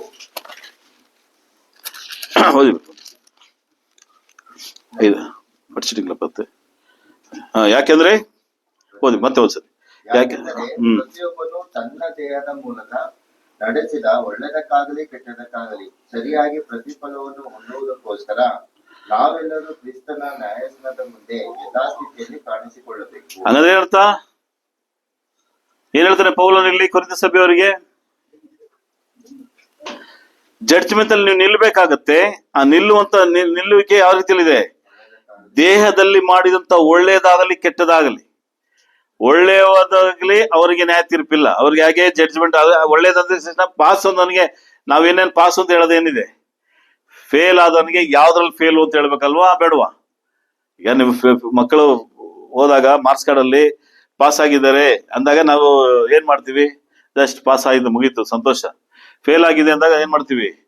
ಯಾವ ಸಬ್ಜೆಕ್ಟ್ ಅಲ್ಲಿ ಫೇಲ್ ಆದ್ರು, ಯಾಕೆ ಫೇಲ್ ಆದ್ರು, ಯಾವ್ದ್ರಲ್ಲಿ ಬೇಕಾದ್ರೆ ಹೋಗ್ತೀವಲ್ವ, ಅದನ್ನ ಕೇಳ್ತೀವಲ್ವ? ಅದೇ ತರ ಕ್ರಿಸ್ತನ ಪ್ರಿಯರೇ, ಒಳ್ಳೇದಾಗಲಿ ಜಡ್ಜ್ಮೆಂಟ್ ಇದೆ. ಆದ್ರೆ ಆ ಜಡ್ಜ್ಮೆಂಟ್ ಅಂತ ಇಲ್ಲ, ಕೆಟ್ಟದಾಗಲಿ ಪ್ರತಿಯೊಬ್ಬನು ದೇವರ ಮುಂದೆ ನಿಲ್ಬೇಕಾಗಿದೆ. ಈಗ ನಿಲ್ಲಬೇಕಾದಂತ ನಾವು ಈ ಒಳ್ಳೇದು ಕೆಟ್ಟದ್ದು ಯಾವ್ದ್ರಿಂದ ಮಾಡ್ತೀವಿ ಅಂತ ಹೇಳ್ತಿದ್ದೇನೆ ಇಲ್ಲಿ ಪೌಲ. ದೇಹದ ಮೂಲಕ ನಡೆಸಿದಂತ ಕಾರ್ಯ ಅಂತಾನೆ. ಈ ದೇಹದ ಮೂಲಕ ನಡೆಸುವ ಪ್ರತಿಯೊಂದು ಕಾರ್ಯನ ದೇವರು ನೋಡ್ತಾ ಇದ್ದೇನೆ ಅಂತ ಅರ್ಥ. ಅದನ್ನೇ ಈ ಒಳ್ಳೇದು ಕೆಟ್ಟದು ಅಂದ್ರೆ ಏನರ್ಥ? ಯಾವುದು ಒಳ್ಳೇದು, ಯಾವ್ದೆಲ್ಲ ಕೆಟ್ಟದು? ನಮ್ಮ ದೃಷ್ಟಿಕೋನದಲ್ಲಿರುವಂತ ಒಳ್ಳೇದು ಕೆಟ್ಟದ್ದು ಬೇರೆ, ದೇವರ ದೃಷ್ಟಿಕೋನದಲ್ಲಿರುವಂತ ಒಳ್ಳೇದು ಕೆಟ್ಟದ್ದು ಬೇರೆ. ಇದು ಅರ್ಥ ಮಾಡ್ಕೋಬೇಕಾಗಿದೆ. ಒಳ್ಳೇದು ಯಾವ್ದು ಕೆಟ್ಟದ್ದು ಯಾವ್ದು ಅಂತ. ನಾವು ಒಳ್ಳೇದಲ್ಲ ಒಳ್ಳೇದೇ, ನಾವು ಮಾಡೋದು ಒಳ್ಳೇದೇ ನಿಜವೂ. ಯಾವ್ದು ಒಳ್ಳೇದು? ಒಬ್ರು ದಾನ ಧರ್ಮ ಮಾಡೋದು ಒಳ್ಳೇದಾ? ಕಷ್ಟದಲ್ಲಿರೋ ಸಹಾಯ ಮಾಡೋದು ಒಳ್ಳೇದಾ? ಒಬ್ರಿಗೆ ಇಲ್ಲದೆ ಇರೋದನ್ನ ಕೊಡೋದು ಒಳ್ಳೇದಾ? ಅದೆಲ್ಲ ಒಳ್ಳೇದೇ. ಇಲ್ಲ, ಅದು ಮಾಡಬಾರ್ದು ಅಂತ ಹೇಳ ಯೇಸು ಕ್ರಿಸ್ತನು ನೀವು ಮಾಡ್ದ ಅದು ನನಗ್ ಮಾಡ್ದಾಗೆ ಅಂತ ಹೇಳಾಗಿದೆ. ದೇವರ ದೃಷ್ಟಿಯಲ್ಲಿ ಒಳ್ಳೆಯದು ಅನ್ನೋದನ್ನ ನಾವು ಹುಡುಕ್ಬೇಕಾಗಿದೆ ಪ್ರೇರೆ. ದೇವರ ದೃಷ್ಟಿಯಲ್ಲಿ ಕೆಟ್ಟದು ಅನ್ನೋದು ಹುಡುಕ್ಬೇಕಾಗಿದೆ. ನನ್ನ ಭಾವನೆಗಳೇ ಕೆಟ್ಟದಾಗಿರ್ಬೋದು, ನನ್ನ ಭಾವನೆಗಳೇ ಒಳ್ಳೇದಾಗಿರ್ಬೇಕು. ಒಬ್ಬ ಸಹೋದರಿ ಹತ್ರ, ನನ್ನ ಸಹೋದರನ ಹತ್ರ ಮಾತಾಡುವಂತ ಮಾತಿನ ವಿಷಯದಲ್ಲಿ ಗಮನಿಸಬೇಕಾಗಿದೆ. ಒಳ್ಳೆ ರೀತಿಯಲ್ಲಿ ನಾನು ಆ ಸಹೋದರನ ಜೊತೆಯಲ್ಲಿ ಮಾತಾಡ್ತಿದ್ದೀನಿ, ಕೆಟ್ಟ ರೀತಿಯಲ್ಲಿ ಮಾತಾಡ್ತಿದ್ದೀನ ಗೊತ್ತಾಗುತ್ತೆ. ನಾನು ಮಾತಾಡುವಂತ ಮಾತು ಅವ್ರಿಗೆ ಶುಭ ಹೇಳುವಂತ ರೀತಿಯಲ್ಲಿದ್ದು, ನನ್ನ ಅಂತರಂಗದಲ್ಲಿ ಅವ್ರಿಗೆ ಶುಭವನ್ನ ಹೇಳಿದ್ರೆ ಅದೇನದು? ಕೆಟ್ಟದು ಅಂತ ಅರ್ಥ. ಒಳ್ಳೇದನ್ನ ಮಾಡ್ತೀನಿ ಅನ್ನೋದು ಬೇರೆ ವಿಷಯ, ಒಳ್ಳೇದ ಹಿಂದೆ ಇನ್ನೊಂದು ವಿಷಯ ಇಟ್ಕೊಂಡು ಮಾಡೋದು ದೊಡ್ಡ ತಪ್ಪಾದ ವಿಷಯ. ಶುಭವಾಗ್ಲಿ, ಚಂದಾಗಿರಿ, ನೀವು ತುಂಬಾ ಚೆನ್ನಾಗಿದ್ದೀರಿ ನೋಡೋದಕ್ಕೆ ಅಂತ ಹೇಳೋದಂತ ಒಂದು ಮಾತಾಗಿ ಹಿಂದೆ ಹೋಗಿ ಅವರ ಬಗ್ಗೆ ಇಲ್ಲ ಸಲ್ಲದ ಮಾತುಗಳು ಮಾತಾಡಿದ್ರೆ ಈ ಅಂತರಂಗದಲ್ಲಿ ನಡೆಯುವಂತ ಪ್ರತಿಯೊಂದು ವಿಷಯ ದೇವರ ಮುಂದೆ ಪ್ರತ್ಯಕ್ಷವಾಗುತ್ತೆ. ಆ ವಿಷಯದಲ್ಲಿ ಎಚ್ಚರಿಕೆ ಆಗಿರ್ಬೇಕಾಗಿದೆ. ಕೊಡುವಂತ ವಿಷಯದಲ್ಲಿ, ಮಾಡೋದ ವಿಷಯದಲ್ಲಿ ದೇವರ ಆ ಬ್ಲೆಸ್ಸಿಂಗ್ ನಮ್ಗೆ ಕೊಟ್ಟೆ ಕೊಡ್ತಾನೆ, ಇಲ್ಲ ಅಂತಲ್ಲ. ಮೊದಲು ದೇವರ ರಾಜ್ಯಕ್ಕಾಗಿ ನೀತಿಗಾಗಿ ತವಕ ಪಡಿ, ಆಮೇಲೆ ಎಲ್ಲಾ ಕೊಡ್ತೇನೆ. ಬೆಟ್ಟದ ಪ್ರಸಂಗದಲ್ಲಿ ಹೇಳಾಯ್ತು, ನಾನು ಹಸ್ತಿದ್ದೆ, ನೀವು ನೀರ್ ಕೊಟ್ರಿ, ನಾ ಬಾಯಾರಿಕೆ ಆಗಿದ್ರೆ ನೀರ್ ಕೊಟ್ರಿ, ಹಸ್ತಿದ್ದೆ ಆಹಾರ ಕೊಟ್ರಿ, ಬಟ್ಟೆ ಇಲ್ದವನ. ಇದೆಲ್ಲ ಮಾಡ್ಬೇಕಾಗಿರೋ ಕಾರ್ಯನೇ. ಈ ಮಾಡುವಂತ ಸಂದರ್ಭದಲ್ಲಿ ನಿಮ್ಮ ಹೃದಯವನ್ನ ದೇವರು ಶೋಧಿಸ್ತಿದ್ದಾನೆ ಅಂತ ಮಾತ್ರ ಮರಿಬಾರ್ದು. ಇದೇ ನೋಡ್ಬೇಕಾದ ವಿಷಯ. ಹೃದಯವನ್ನ ದೇವರು ಚೆಕ್ ಮಾಡ್ತಾನೆ ಪ್ರಿಯರೇ. ಯಾಕೆ ದೇವರು ದಾವೀದನ ಹೃದಯವನ್ನ ಚೆಕ್ ಮಾಡ್ದ ಗೊತ್ತಾ ನಿಮಗೆ? ಅವ್ರಿಗಿದ್ದಂತ ಮಕ್ಕಳಲ್ಲಿ 7 ಮಕ್ಕಳನ್ನ ಯಾಕೆ ರಿಜೆಕ್ಟ್ ಮಾಡ್ದ ದೇವರು? ಯಾಕೆ ದಾವೀದನ 8ನೇ ಮಗನನ್ನ ಆರಿಸ್ಕೊಂಡ? ದಾವೀದನು ಮಾಡಿದ ಕೆಲಸಗಳೇನು? ಅವ್ರು 7 ಜನ ಕೆಲಸ ಮಾಡ್ತಿದ್ದೇನು? ಇವೆಲ್ಲ ನೀವು ಪರಿಶೀಲನೆ ಮಾಡಿ. ಇವತ್ತು ಅವ್ರು ಒಳ್ಳೆ ಸೈನಿಕರೇ, ಒಳ್ಳೆ ತಂದೆಯ ಮಕ್ಕಳೇ. ಒಬ್ಬ ತಂದೆಯ ಮಕ್ಕಳೇ ಅವ್ರು 8 ಜನನು. ಈಸಾಕನಿಗೆ ಎಷ್ಟು ಜನ, ಯಾಕೋಬನಿಗೆ ಎಷ್ಟು ಜನ ಮಕ್ಕಳು? ಎಲ್ಲ ಒಳ್ಳೆ ಮಕ್ಕಳೇ. ಅದ್ರ ಯೋಸೇಫನನ್ನು ಅಂತ ಸಪ್ರೇಟ್ ಆಗಿದ್ದ. ಅವನ ಸ್ಥಿತಿಗತಿಗಳು ಬೇರೆ ಆಗಿತ್ತು. ನೋವನ್ನ ಕಷ್ಟವನ್ನ ಅನುಭವಿಸಿದ ನಂತರ ಒಳ್ಳೆ ಸ್ಥಿತಿಗೆ ಹೋದ್ಮೇಲೆ ಅವನ ಬಳಿಗೆ ಹೋದಂತ ಅಣ್ಣಂದರಿಗೆ ಅವನು ಸೇಡನ್ನಾಗಲಿ, ಅವನು ಆತನ ಮಾಡಿದಂತ ಮೋಸವನ್ನಾಗ್ಲಿ ಆತನ ಮತ್ತೆ ಮಾತಾಡ್ಲಿಲ್ಲ. ಆತನ ಪ್ರೀತಿಯಿಂದ ಅಂಗೀಕಾರ ಮಾಡ್ಕೊಂಡ. ಇದೇ ತರನೇ ಈ 7 ಜನರು ಒಳ್ಳೆ ಸೈನಿಕರೇ, ಸೌಲನ ಜೊತೆ ಸೈನಿಕರೇ ಆಗಿದ್ರು.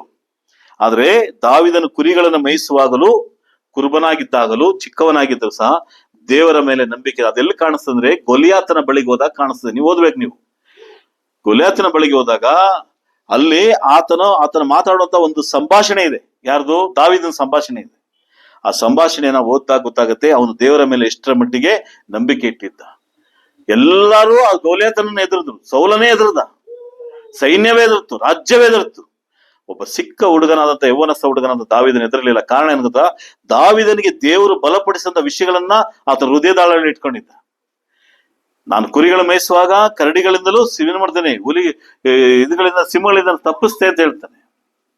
ಆತನ ಅನೇಕ ಗಂಡಾಂತರದಿಂದ ತಪ್ಪಿಸ್ತೆ ಅಂತ ಹೇಳ್ತಾನೆ. ಅದು ಒಂದು ಕಡೆ ಬಿಡಿ. ದಾವೀದನ ಸೆಲೆಕ್ಷನ್ ಮಾಡೋದಕ್ಕೆ ಇನ್ನೊಂದು ಭಾಗ ಇದೆ.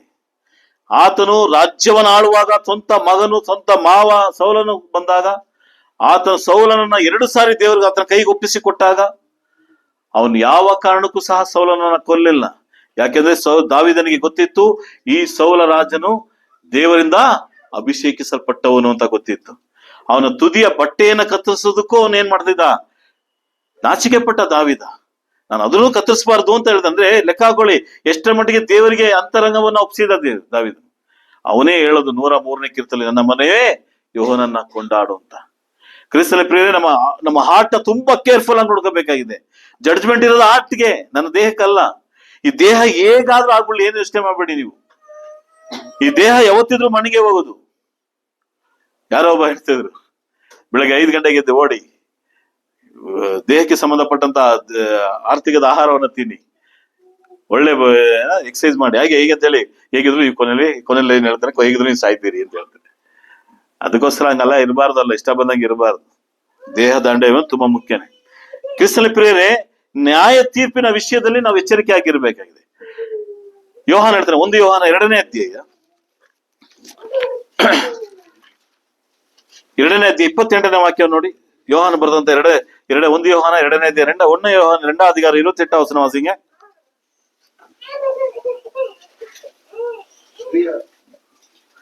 ಪ್ರಿಯರಾದ ಮಕ್ಕಳೇ, ಆತನು ಪ್ರತ್ಯಕ್ಷವಾಗುವಾಗ ನಾವು ಆತನ ಆಗಮನದಲ್ಲಿ ಆತನ ಮುಂದೆ ನಿಲ್ಲಲು ನಾಚಿಕೆ ಪಡದೆ ಧೈರ್ಯದಿಂದಿರುವಂತೆ ಆತನಲ್ಲಿ ನೆಲೆಗೊಂಡಿರೋಣ. ಯೋಹಾನನು ಗೊತ್ತಿರಬೇಕು. ಯೋಹಾನ ಗೊತ್ತಲ್ಲ ನಿಮಗೆ?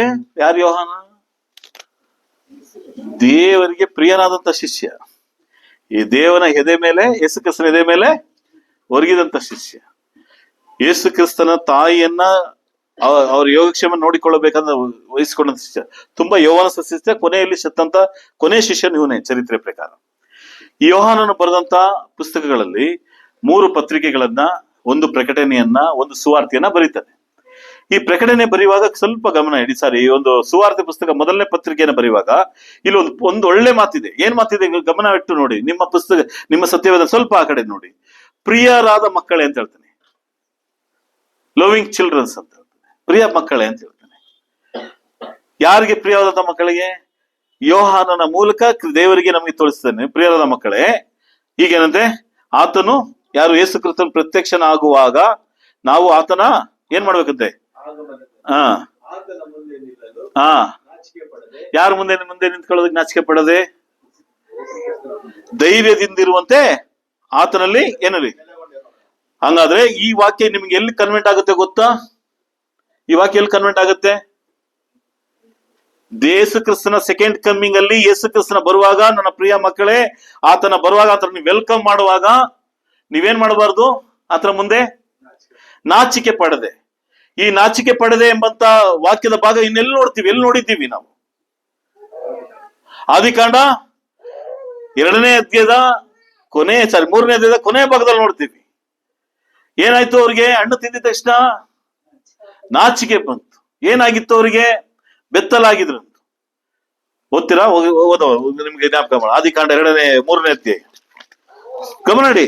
ಯಾಕೆ ಈ ವಾಕ್ಯದ ಭಾಗ ನೋಡ್ತಿದ್ರೆ ನಾವು ಒಂದ್ ದಿವಸ ನಾಚಿಕೆ ಪಡಬಾರ್ದು ದೇವರ ಮುಂದೆ ನಿಂತ್ಕೊಳ್ಳೋದಕ್ಕೆ. 3ನೇ ಅಧ್ಯಾಯ 10ನೇ ವಾಕ್ಯ. 5 ನೀನು ತೋಟದಲ್ಲಿ ಸಂಚರಿಸುವ ಶಬ್ದವನ್ನು ಕೇಳಿ ನಾವು ಬೆತ್ತಲಾಗಿದ್ದೇವಲ್ಲ ಎಂದು ಹೇಳಿ ಅಡಿಗೆಕೊಂಡಿದ್ದೇವೆ. ಏನ್ ಮಾಡಿದ್ದಾರೆ? ತಾವು ಬೆತ್ತಲಾಗಿದ್ದೇವೆ ಅಂತ ಹೇಳಿ ದೇವರ ಮುಂದೆ ಏನಾಗಿದೆ ಎದುರ್ಕೊಳ್ಳೋದು ಮಾತ್ರ ಜೊತೆಲಿ ಏನಾಗಿದೆ? ನಾಚಿಕೆ ಆಗಿದೆ ಅಂತ ಅರ್ಥ. ಏನಾಗಿದೆ? ನಾಚಿಕೆ ಆಗಿದೆ. ಅನ್ನೋದು ಅರ್ಥ ಏನು? ಪಾಪ ಎಂಬಂತ ವಿಷಯ ಒಳಗಡೆ ಬಂದಾಗ ಏನಾಯ್ತು ಅವರಿಗೆ? ನಾಚಿಕೆ ಬಂತು ಅಂತ. ಇದರ ಅರ್ಥ ಇಷ್ಟೇನೆ ಪ್ರಿಯರೇ, ನನ್ನ ಪ್ರಿಯ ಸಹೋದರ ಸಹೋದರಿಯರೇ. ದೇವರ ಸಭೆಯಲ್ಲಿರುವಂತ ನಾನು, ದೇವರ ಮಗನಾಗಿ ಮಗಳಾಗಿ ಬದುಕಿರುವಂತ ನಾನು, ಯೇಸು ಕ್ರಿಸ್ತನ ಬರುವಿಕೆ ಅಂತ ಖಂಡಿತ ಇದೆ, ನ್ಯಾಯ ತೀರ್ಪು ಖಂಡಿತ ಇದೆ, ಸಾಯದಂತೂ ಖಂಡಿತ ಇದೆ. ಬರುವಾಗ ಯೇಸು ಕ್ರಿಸ್ತನ ನೀವು ವೆಲ್ಕಮ್ ಮಾಡುವಾಗ, ಯೇಸು ಕ್ರಿಸ್ತನ ತುತ್ತೂರಿಯ ಶಬ್ದದೊಡನೆ ಮೇಘದೋಪಾದಿಯಲ್ಲಿ ಬರುವಾಗ ಅಂತ ಪೌಲನ್ನು ಬರೆಯುವಂತ ಸಂದರ್ಭದಲ್ಲಿ ನಮ್ಮ ವೆಲ್ಕಮ್ ಹೇಗಿರ್ಬೇಕು ಗೊತ್ತಾ? ಯೇಸು ಕ್ರಿಸ್ತನ್ ಕೊಟ್ಟಂತ ನಿಲುವಂಗಿಯನ್ನ ಧರಿಸ್ಕೊಂಡು ಆತನ್ನ ಶುದ್ಧರಾಗಿ ಕಾಯುವಂತ ಹಂಗಿನಲ್ಲವೇ ಇರ್ಬೇಕು. ಇಲ್ಲ, ಈ ಪೌಲ ಯೋಹಾನ ಹೇಳುವಂತ ಪ್ರೀತಿಯಲ್ಲಿ ಆತನ ಮುಂದೆ ನಾವು ಏನ್ ಮಾಡ್ಬಾರ್ದು?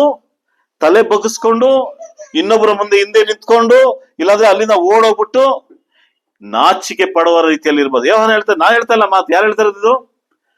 ಯಾರು ಹೇಳಿದ್ರಿ ಮಾತನ್ನ? ಯೋಹಾನ ಹೇಳ್ತಾ ಇದ್ದೀನಿ, ದೇವರ ವಾಕ್ಯ ಹೇಳ್ತಾರೆ, ಪವಿತ್ರಾತ್ಮನ ಹೇಳ್ತಿದ್ದಾರೆ ಇಲ್ಲಿ.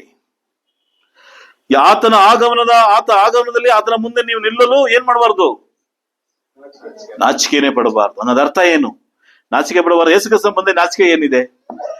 ಆತ ನಮ್ಮ ರಕ್ಷಕ ಅಲ್ವಾ? ಆತ ನಮ್ಮ ಒಡೆಯ ಅಲ್ವಾ? ಆತ ನಮ್ಮ ಸಹೋದರನಲ್ವಾ? ಯೇಸು ಕ್ರಿಸ್ತನ ಹೇಗ್ ಬೇಕಾದ್ರೂ ನಾವು ಹೇಳ್ಬೋದಲ್ವಾ? ಆತ ನಮ್ಮ ದೇವರಲ್ವಾ? ಆತನ ನಮಗೋಸ್ಕರ ರಕ್ತವನ್ನು ಸುರಿಸಿ ಆತನು ಬೆತ್ತಲಾಗಿ ನಮಗೋಸ್ಕರ ಸಿಲುಬೆಯಲ್ಲಿ ಸತ್ತವನಲ್ವಾ?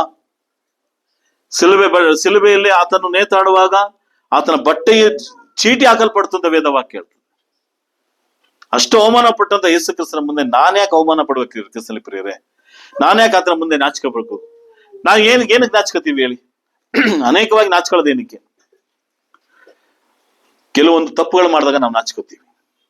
ತಲೆ ಬಗ್ಗಿಸ್ಕೊಂಡು ನಿಂತ್ಕೋತೀವಿ. ತಲೆ ಎತ್ತಿ ಅಂತ ಹೇಳ್ತಾರೆ. ತಲೆ ಎತ್ ಮಾತಾಡು ಅಂತ ಹೇಳ್ತೀವಿ. ತಲೆ ಬಗ್ಗಿಸ್ಕೊಳ್ಳೋದ್ರೆ ನಾಚಿಕೆ ಇನ್ನೊಂದು ಸಿಂಬಲಿಟಿ.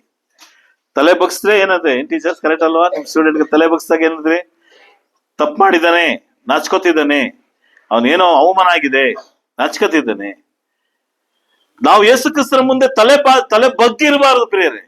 ತಲೆ ಎತ್ಕೊಂಡು ನಿಲ್ಬೇಕು ಅಂದ್ರೆ ನಾಚಿಕೆ ಪಡುವಂತ ರೀತಿಯಲ್ಲಿ ಇರ್ಬೋದು, ಆತನು ಮೆಚ್ಚುವಂತ ರೀತಿಯಲ್ಲಿ ಇರ್ಬೇಕು ಅಂದ್ರೆ ನನಗ್ ಕೊಟ್ಟಂತ ಈ ವಸ್ತ್ರವನ್ನ ಧರಿಸ್ಕೊಂಡಿರ್ಬೇಕು ಹೊರತು. ಅದಕ್ಕೆ ನೋಡಿ, ಅದನ್ನೇ ನಾವು ಓದಿದಂತ ವಾಕ್ಯ ನಿಮ್ಮ ಸತ್ಯವನ್ನು ತಿಳಿಸ್ಕೊಳ್ಳಿ. 16ನೇ ಅಧ್ಯಾಯ, ಪ್ರಕಟಣೆ 16ನೇ ಅಧ್ಯಾಯದಲ್ಲಿ ಒಂದು ಮಾತು ಹೇಳ್ತಾನೆ. ಪ್ರಕಟಣೆ 16ನೇ ಅಧ್ಯಾಯ ಹೇಳಿದ್ರೆ 15ನೇ ವಾಕ್ಯ ಓದಿ. ಈಗ ನಾವು ಸ್ಕ್ರಿಪ್ಟಿಂಗ್ ಅದೇ ಓದ್ತು. ಕಳ್ಳನ್ನು ಬರುವಂತೆ ಬರುತ್ತೇನೆ, ಹಾ, ನಾನು ನಿರ್ವಾಣವಾಗಿ ತಿರುಗಾಡಿ ಅವಮಾನಕ್ಕೆ ಗುರಿಯಾದನೆಂದು ಎಚ್ಚರವಾಗಿದ್ದು ತನ್ನ ವಸ್ತ್ರಗಳನ್ನು ಕಾಪಾಡಿಕೊಳ್ಳುವವನು ಧನ್ಯನು. ಯಾರು? ತಮಿಳ ವಾಸಿಗಿಂದ ವಸನ, ತಮಿಳ್ ಬೈಬಲ್ 16 15 வசனம் வெளிப்படுதல். இதோ திருடனைப் போல் வருகிறேன், தன் மானம் காணப்படத்தக்கதான நிர்வாணமாய் நடவாதபடிக்கு விழித்துக் கொண்டு தன் வஸ்திரங்களை காத்துக் கொள்ளுகிறவன் பாக்கியவான். சரிங்களா? புரியுதா? ಕನ್ನಡದಲ್ಲಿ ಅರ್ಥ ಆಯ್ತಾ? ತಾನು ನಿರ್ವಾಣನಾಗಿ ತಿರುಗಾಡಿ ಅವಮಾನಕ್ಕೆ ಗುರಿಯಾಗದನೆಂದು ಎಚ್ಚರವಾಗಿದ್ದು ತನ್ನ ವಸ್ತ್ರಗಳನ್ನ ಏನ್ ಮಾಡೋಕಂತೆ? ಏನ್ ಅರ್ಥ? ಇದು ಅರ್ಥ ಏನು? ಇಂಗ್ಲಿಷ್ ಕೂಡ ನನ್ನ ಸ್ವಲ್ಪ ನೇಕಡ ಇರ್ಕಾದಿಂಗೆ ಅನ್ಸುತ್ತೆ. ಅರ್ಥ ಆಗ್ತಿದೆ ಈ ವಾಕ್ಯ ನಿಮಗೆ? ಕಳ್ಳನು ಬರುವಂತ ರೀತಿಯಲ್ಲಿ ಬರ್ತಾನೆ. ತಾನು ನಿರ್ವಾಣನಾಗಿ ಅಂದ್ರೆ ಬೆತ್ತಲಾಗಿ ತಿರುಗಾಡಿ ಅವಮಾನಕ್ಕೆ ಗುರಿ ಆಗ್ತಾನೆಂದು ಎಚ್ಚರವಾಗಿದ್ದು ತನ್ನ ವಸ್ತ್ರಗಳನ್ನ ಏನ್ ಮಾಡ್ಕೋಬೇಕು? ಅರ್ಥ ಆಗ್ತಾ ನನ್ನ ಪ್ರಿಯ ಸಹೋದರ ಸಹೋದರರೇ? ಯೇಸು ಕ್ರಿಸ್ತನ ಬರುವಿಕೆ ನಮ್ಮೆಲ್ಲರಿಗೂ ಗೊತ್ತಿರುವಂತದ್ದು. ಆ ಬರುವಿಕೆಯಲ್ಲಿ ನಾನು ನಿರ್ವಾಣನಾಗಿದ್ದೇನಾ? I am naked. ನಾನು ಬೆತ್ತಲಾಗಿದ್ದೇನಾ? ಈ ಬೆತ್ತಲಾಗಿದ್ರೆ ಯೇಸು ಕ್ರಿಸ್ತನ ಮುಂದೆ ಯೋಹಾನ ಹೇಳ್ತಾನೆ ಏನಂತೆ? ನಾಚಿಕೊಳ್ಬೇಕಾಗಿ ಬರ್ತದೆ ಅಂತ ಹೇಳ್ತಾನೆ. ನನ್ನ ಪ್ರಿಯ ಸಹೋದರ ಸಹೋದರಿಯರೇ, ಯೇಸು ಕ್ರಿಸ್ತನ ಮುಂದೆ ನಾವು ನಾಚಿಕೊಳ್ಳದೆ ರೀತಿಯಲ್ಲಿ ನನ್ನ ವಸ್ತ್ರಗಳನ್ನ ಆತನು ಕಾಪಾಡಿಕೊಳ್ಳಬೇಕಾಗಿ ಹೇಳ್ತಾನೆ. ತನ್ನ ವಸ್ತ್ರಗಳನ್ನು ಕಾಪಾಡಿಕೊಳ್ಬೇಕು ಅಂತ ಹೇಳ್ತಾನೆ. ನಿಮಗೆ ಒಬ್ಬೊಬ್ಬರಿಗೂ ಒಂದು ವಸ್ತ್ರವನ್ನ ಕೊಡಲ್ಪಟ್ಟಿದೆ ಯೇಸು ಕ್ರಿಸ್ತನ ಪರಿಶುದ್ಧ ರಕ್ತದ ಮೂಲಕ. ಆ ವಸ್ತ್ರವನ್ನ ನಿಲುವಂಗಿನ ಧರಿಸಿಕೊಂಡಂತ ನಾನು ಈ ಬಟ್ಟೆಯನ್ನ ಬಿಚ್ಚು ಹೋಗುವ ರೀತಿಯಲ್ಲಿ, ಬೆತ್ತಲೆ ರೀತಿಯಲ್ಲಿ ನಿಂತ್ಕೊಳ್ಳದೆ ಇರುವಂತಹ ರೀತಿಯಲ್ಲಿ ಯೇಸು ಕ್ರಿಸ್ತನ ಮುಂದೆ ನಾನು ಕೊಟ್ಟಂತ ಆ ನಿಲುವಂಗಿಯನ್ನ ಕಾಪಾಡ್ಕೊಳ್ಬೇಕು ಅಂದ್ರೆ ನನ್ನ ಅಂತರಂಗವನ್ನ ಶೋಧಿಸುವಂತ ದೇವರ ಮುಂದೆ ಶುದ್ಧವಾಗಿರ್ಬೇಕು. ನನ್ನ ಹಾರ್ಟ್ ಯಾವ ರೀತಿಯಲ್ಲಿ ಇರಬೇಕು, ಹೇಗೆ ಇರಬೇಕು ಅಂತ ಪ್ರತಿದಿನ ವೇದವಾಕ್ಯನ ಓದಬೇಕು. ನೀವು ಪ್ರತಿದಿನ ಬೈಬಲ್ ಸ್ಟಡಿಗೆ ಬರಬೇಕು. ಪ್ರತಿ ಕ್ಷಣವೂ ಸತ್ಯವೇದದಲ್ಲಿ ನೆಲೆಯಾಗಿರ್ಬೇಕು. ನಿಮ್ಗೆ ಗೊತ್ತಿದೆಯೋ ಗೊತ್ತಿಲ್ಲ, ಈ ವಾಕ್ಯ ಓದಿದ್ರೆ ಗೊತ್ತಿಲ್ಲ. ನನಗೆ ಈ ವಾಕ್ಯ ಓದುವಾಗ ನನಗೆ ಈಗಲೂ ಸಹ ಬೇರ್ತಾ ಇದ್ದೇನೆ. ನಾವು ಹೇಗೆ ಇದು ಸೇಮ್ ಆದಿಕಾಂಡ 3ನೇ ಅಧ್ಯಾಯದ 16ನೇ ವಾಕ್ಯ. ದೇವರು ಬರ್ತಾ ಇದ್ದಾರೆ ಅಲ್ಲಿ. ಆತನ ಸಪ್ಪಳವನ್ನ ಕೇಳಿದ ತಕ್ಷಣ ಏನಾಯ್ತಂತೆ? ಆದಾಮನಿಗೆ ಯಾವಳಿಗೂ ಏನಾಯ್ತು?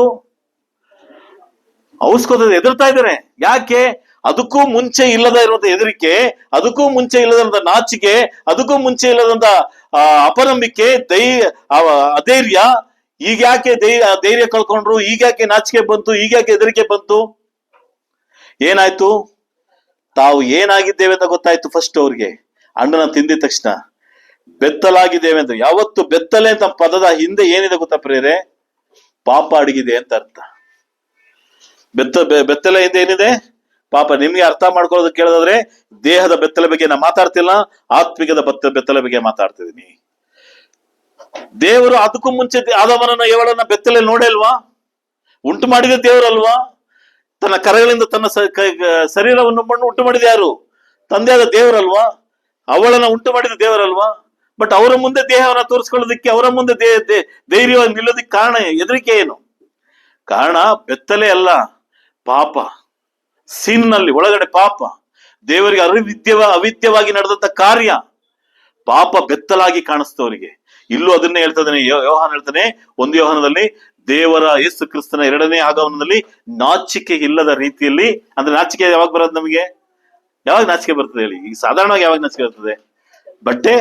ಈಗ ನಾವು ಸಾಧಾರಣವಾಗಿ ಮನೆಯಲ್ಲಿ ಒಂದು ಪಂಚೆಯಲ್ಲಿ ಒಂದು ಮನೆಯಲ್ಲೇ ಇರ್ತೀವಿ. ಗೆಸ್ಟ್ ಗಳು ಬಂದ್ರೆ ಏನ್ ಮಾಡ್ತೀವಿ? ಏನೋ ಮಾಡೋದು, ಹೋಗಿ ಒಂದು ಶರ್ಟ್ ಹಾಕೋತೀವಿ. ಸಾಧಾರಣವಾಗಿ ನಾವು ಮನೆಯಲ್ಲಿರುವಂತ ದೇಹ ಒಂದು ಕಡೆ. ಅದೇ ನಾವು ಏನ್ ಮಾಡ್ತೀವಿ? ನಮ್ಮ ದೇಹವನ್ನ ಎಷ್ಟರ ಮಟ್ಟಿಗೆ ಕಾಪಾಡಬೇಕೋ ಕಾಪಾಡ್ಕೋತಾರೆ. ಎಲ್ಲ ಕಡೆನೂ ಎಲ್ಲ ರೀತಿಯಲ್ಲೂ ಇರೋದಕ್ಕೆ ಸಾಧ್ಯ ಇಲ್ಲ. ದೇಹದ ಅಂಗಗಳನ್ನ ನಾವು ಹೇಗೆ ಜೋಪಾನವಾಗಿ ನಾವು ಇಡ್ತೇವೋ, ಅಂಗಗಳ ವಿಷಯದಲ್ಲಿ ನಾವು ಎಷ್ಟು ಜಾಗೃತಿ ವಹಿಸ್ತೇವೋ, ಮಕ್ಕಳಿಗೆ ಹೇಳ್ಕೊಡ್ತಾರೆ ಟೀಚರ್ಸ್ ಎಲ್ಲ, ಗುಡ್ ಟಚ್ ಬ್ಯಾಡ್ ಟಚ್ ಎಲ್ಲ, ಇದೆಲ್ಲ ಒಳ್ಳೆ ವಿಷಯಗಳು. ಈ ದೇಹದ ಅಂಗಗಳ ಬಗ್ಗೆ ನಾವು ಎಷ್ಟು ಜಾಗೃತಿ ವಹಿಸಿಕೊಂಡು ನಮ್ಮ ಪ್ರಯಾಣವನ್ನು ಸಾಕ್ತೀವೋ, ಅದೇ ತರ ನನ್ನ ಪ್ರಿಯ ಸಹೋದರ ಸಹೋದರಿ, ಆತ್ಮಿಕದ ಪ್ರಯಾಣದಲ್ಲಿ ದೈಹಿಕವಾದಂತ ಯೇಸುಕ್ರಿಸ್ತನ ಕೊಡಲ್ಪಟ್ಟಂತ ಈ ಧರಿಸಿಕೊಂಡಂತ ಈ ವಸ್ತ್ರವನ್ನ ನಮ್ಮ ಮೈಯಲ್ಲಿ ಇದೆಯಾ ಅಂದ್ರೆ ಆತ್ಮಿಕದ ಮೈಯಲ್ಲಿ ಇದೆಯಾ ಅಂತ ನೋಡ್ಬೇಕಾಗಿದೆ. ಗೊತ್ತಾಗ್ತಿದೆ ಅಂತ ಅನಿಸ್ತದೆ.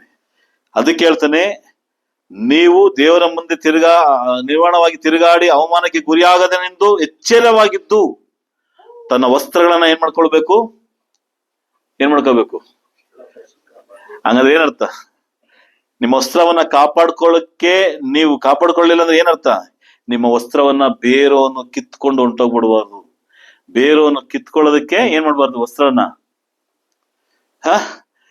ಗೇಮ್ಗಳೆಲ್ಲ ಬಿಡ್ತಾರಲ್ಲ, ಅದು ನಮ್ಮ ಕೈಲಿದ್ರೆ ಅದು ಪಾಯಿಂಟ್. ಅವ್ರ ಕೈಲಿದಾಗ ಏನ್ ಮಾಡ್ತೀವಿ? ಅದನ್ನ ಕಸ್ಕೊಳ್ಳೋದಕ್ಕೆ ನಾವು ಪ್ರಯತ್ನ ಪಡ್ತೀವಿ. ಆ ರೀತಿಯಲ್ಲಿ ನನಗೆ ಕೊಟ್ಟಂತ ಯೇಸು ಕ್ರಿಸ್ತನ ಧರಿಸಿಕೊಂಡಂತ ಈ ದೇಹವನ್ನ, ಈ ದೇಹದಲ್ಲಿ ಕೊಟ್ಟಂತ ಇದು ಆತ್ಮಿಕವಾಗಿ ಕೊಳ್ಳಲ್ಪಟ್ಟಂತ ಈ ವಸ್ತ್ರವನ್ನ ಯಾರೂ ಕಿತ್ತುಕೊಳ್ಳದ ರೀತಿಯಲ್ಲಿ ನೋಡ್ಕೋಬೇಕು ಅಂದ್ರೆ ಇದು ನಮ್ಮ ಕೈಲಿದೆ. ಕಿತ್ಕೊಳ್ಳೋದಕ್ಕೆ ಇರೋದು ಯಾರದು? ಪೌಲನು ಹೇಳ್ತಾನೆ, ಸೈತಾನನು ಗರ್ಜಿಸುವ ಸಿಂಹೋದೋಪಾದಿಯಲ್ಲಿ ಯಾರನ್ನ ನುಂಗಲಿ ಅಂತ ಕಾಯ್ತಾನೆ. ಅದರ ಅರ್ಥ ಏನು? ನಿಮಗೆ ಕೊಟ್ಟಲ್ಪಟ್ಟಂತ ಪರಿಶುದ್ಧವಾದಂತ ಈ ವಸ್ತ್ರವನ್ನ ಕಸ್ಕೊಳ್ಳೋದೇ ಅವನ ಕೆಲಸ. ಹೇಗೆ ಆದಾಮೇವಳಿಗೆ ಪರಿಶುದ್ಧವಾದಂತ ವಸ್ತ್ರವನ್ನ ಕೊಟ್ಟಿದ್ರು, ಆ ವಸ್ತ್ರವನ್ನ ಕಿತ್ಕೊಳ್ಳೋದೇ ಸೈತಾನನ ಕೆಲಸ. ಅದೇ 3ನೇ ಅಧ್ಯಾಯದಲ್ಲಿ ನಡೆದ ಘಟನೆ. ಇವತ್ತು ನಮಗೆ ಯೇಸು ಕ್ರಿಸ್ತನ ಮೂಲಕ ಸಭೆ ಎಂಬಂತ ಸಭೆ ಒಳಗಡೆ ನಮ್ಗೆ ವಸ್ತ್ರವನ್ನ ಕೊಟ್ಟಿದ್ದಾನೆ ಪ್ರಿಯರೇ. ನಾವು ಈಗ ವಸ್ತ್ರ ಅಲ್ಲ, ಯೇಸು ಕ್ರಿಸ್ತನ ಧರಿಸಿಕೊಂಡಂತ ಆ ವಸ್ತ್ರ ನಮ್ಗೆ ಕೊಟ್ಟಿದ್ದಾನೆ. ಆ ವಸ್ತ್ರದಲ್ಲೇ ನಾವು ಯಾರ ಮುಂದೆ ನಿಲ್ಬೇಕಾಗಿದೆ? ಯೇಸು ಕ್ರಿಸ್ತನ ಮುಂದೆ ನಿಲ್ಬೇಕಾಗಿದೆ. ಆ ನಿಂತುಕೊಂಡಂತ ಸಂದರ್ಭವೇ ನ್ಯಾಯ ತೀರ್ಪು. ಆ ಬಟ್ಟೆ ಯಾವಾಗ ಬಿಚ್ಚೋಗುತ್ತೆ, ಯಾವಾಗ ಕಳೆದೋಗುತ್ತೆ? ನನ್ನ ನನ್ನಲ್ಲಿ ಪಾಪ ಎಂಬಂತ ವಿಷಯ ಒಳಗಡೆ ಬಂದಾಗ ಆ ದೇಹದಲ್ಲಿದ್ದಂತ ಆ ಪರಿಶುದ್ಧವಾದಂತ ವಸ್ತ್ರ ನಮ್ಮಿಂದ ಬಿಟ್ಟು ಹೋಗುತ್ತೆ. ಇದನ್ನ ಕಾಪಾಡ್ಕೊಳ್ಬೇಕು ಪ್ರಿಯರೇ. ಎವ್ರಿ ಡೇ, ಎವ್ರಿ ಸೆಕೆಂಡ್ ದೇವ್ರು ಕೊಟ್ಟಂತ ಈ ವಸ್ತ್ರವನ್ನ ಕಾಪಾಡ್ಕೊಳ್ಬೇಕಾಗಿದೆ. ಯಾಕೆ? ಅದಕ್ಕೆ ಹೇಳ್ತಾನೆ ಯೋಹಾನ್ ಹೇಳ್ತಾನೆ, ಇಲ್ಲೂ ಹೇಳ್ತಾನೆ, ಇದೇ ಯೋಹಾನ್ ಇಲ್ಲಿ ಹೇಳ್ತಾನೆ, ಎಚ್ಚರವಾಗಿದ್ದು ನಿಮ್ಮ ವಸ್ತ್ರಗಳನ್ನ ಕಾಪಾಡಿಕೊಳ್ಳುವವನು ಏನಂತೆ? Blessed people. ಬ್ಲೆಸ್ಸಿಂಗ್ ಎಲ್ಲೆಲ್ಲ ಬೇಕು ಗೊತ್ತಾ? ಈ ಭೂಮಿಯಲ್ಲಿ ಇರುವಂತ ಬ್ಲೆಸ್ಸಿಂಗ್ ಬಗ್ಗೆ ನೀವು ಚಿಂತೆ ಮಾಡಿ. ದೇವ್ರು ಕೊಡ್ತಾರೆ. ಅದೇ ಮತ್ತಾಯ 6ನೇ ಅಧ್ಯಾಯ ಮಾತು. ನನಗೆ ಪರಲೋಕದ ಬ್ಲೆಸ್ಸಿಂಗ್ ಬೇಕು ಅಂದ್ರೆ ನಿಮ್ಗೆ ಕೊಡಲ್ಪಟ್ಟಂತ ಪರಿಶುದ್ಧ ಬಟ್ಟೆಯನ್ನ ಕಾಪಾಡ್ಕೊಳ್ಳಿ. ಆ ಬಟ್ಟೆಯನ್ನ ಕಾಪಾಡ್ಕೊಳ್ಬೇಕು ಅಂದ್ರೆ ಪ್ರತಿ ದಿನ ದೇವರು ನನ್ನ ಹೃದಯದ ಅಂತರಂಗವನ್ನ ಪರಿಶೀಲಿಸಿ ನೋಡುವಂತನಾಗಿದ್ದಾನೆ. ಪ್ರಕಟಣೆ 14ನೇ ಅಧ್ಯಾಯದಲ್ಲಿ ಒಂದು ಮಾತು ಹೇಳ್ಪಡ್ತಾನೆ ನೋಡಿ, 14:13ನೇ ವಾಕ್ಯ.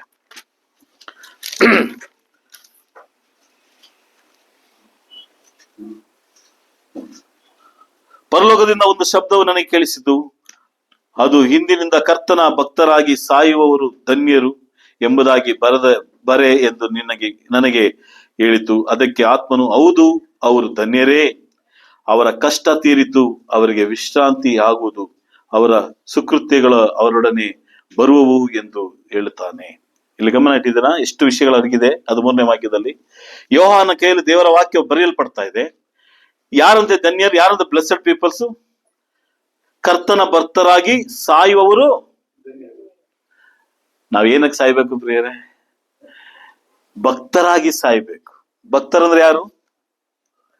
ಕ್ರಿಸ್ತನ ಸಭೆಯಲ್ಲಿ ಇದ್ದುಕೊಂಡು ಕ್ರಿಸ್ತನ ಅನುಯಾಯಿಗಳಿಗೆ ನಡೆಯೋರೇ ಭಕ್ತರು.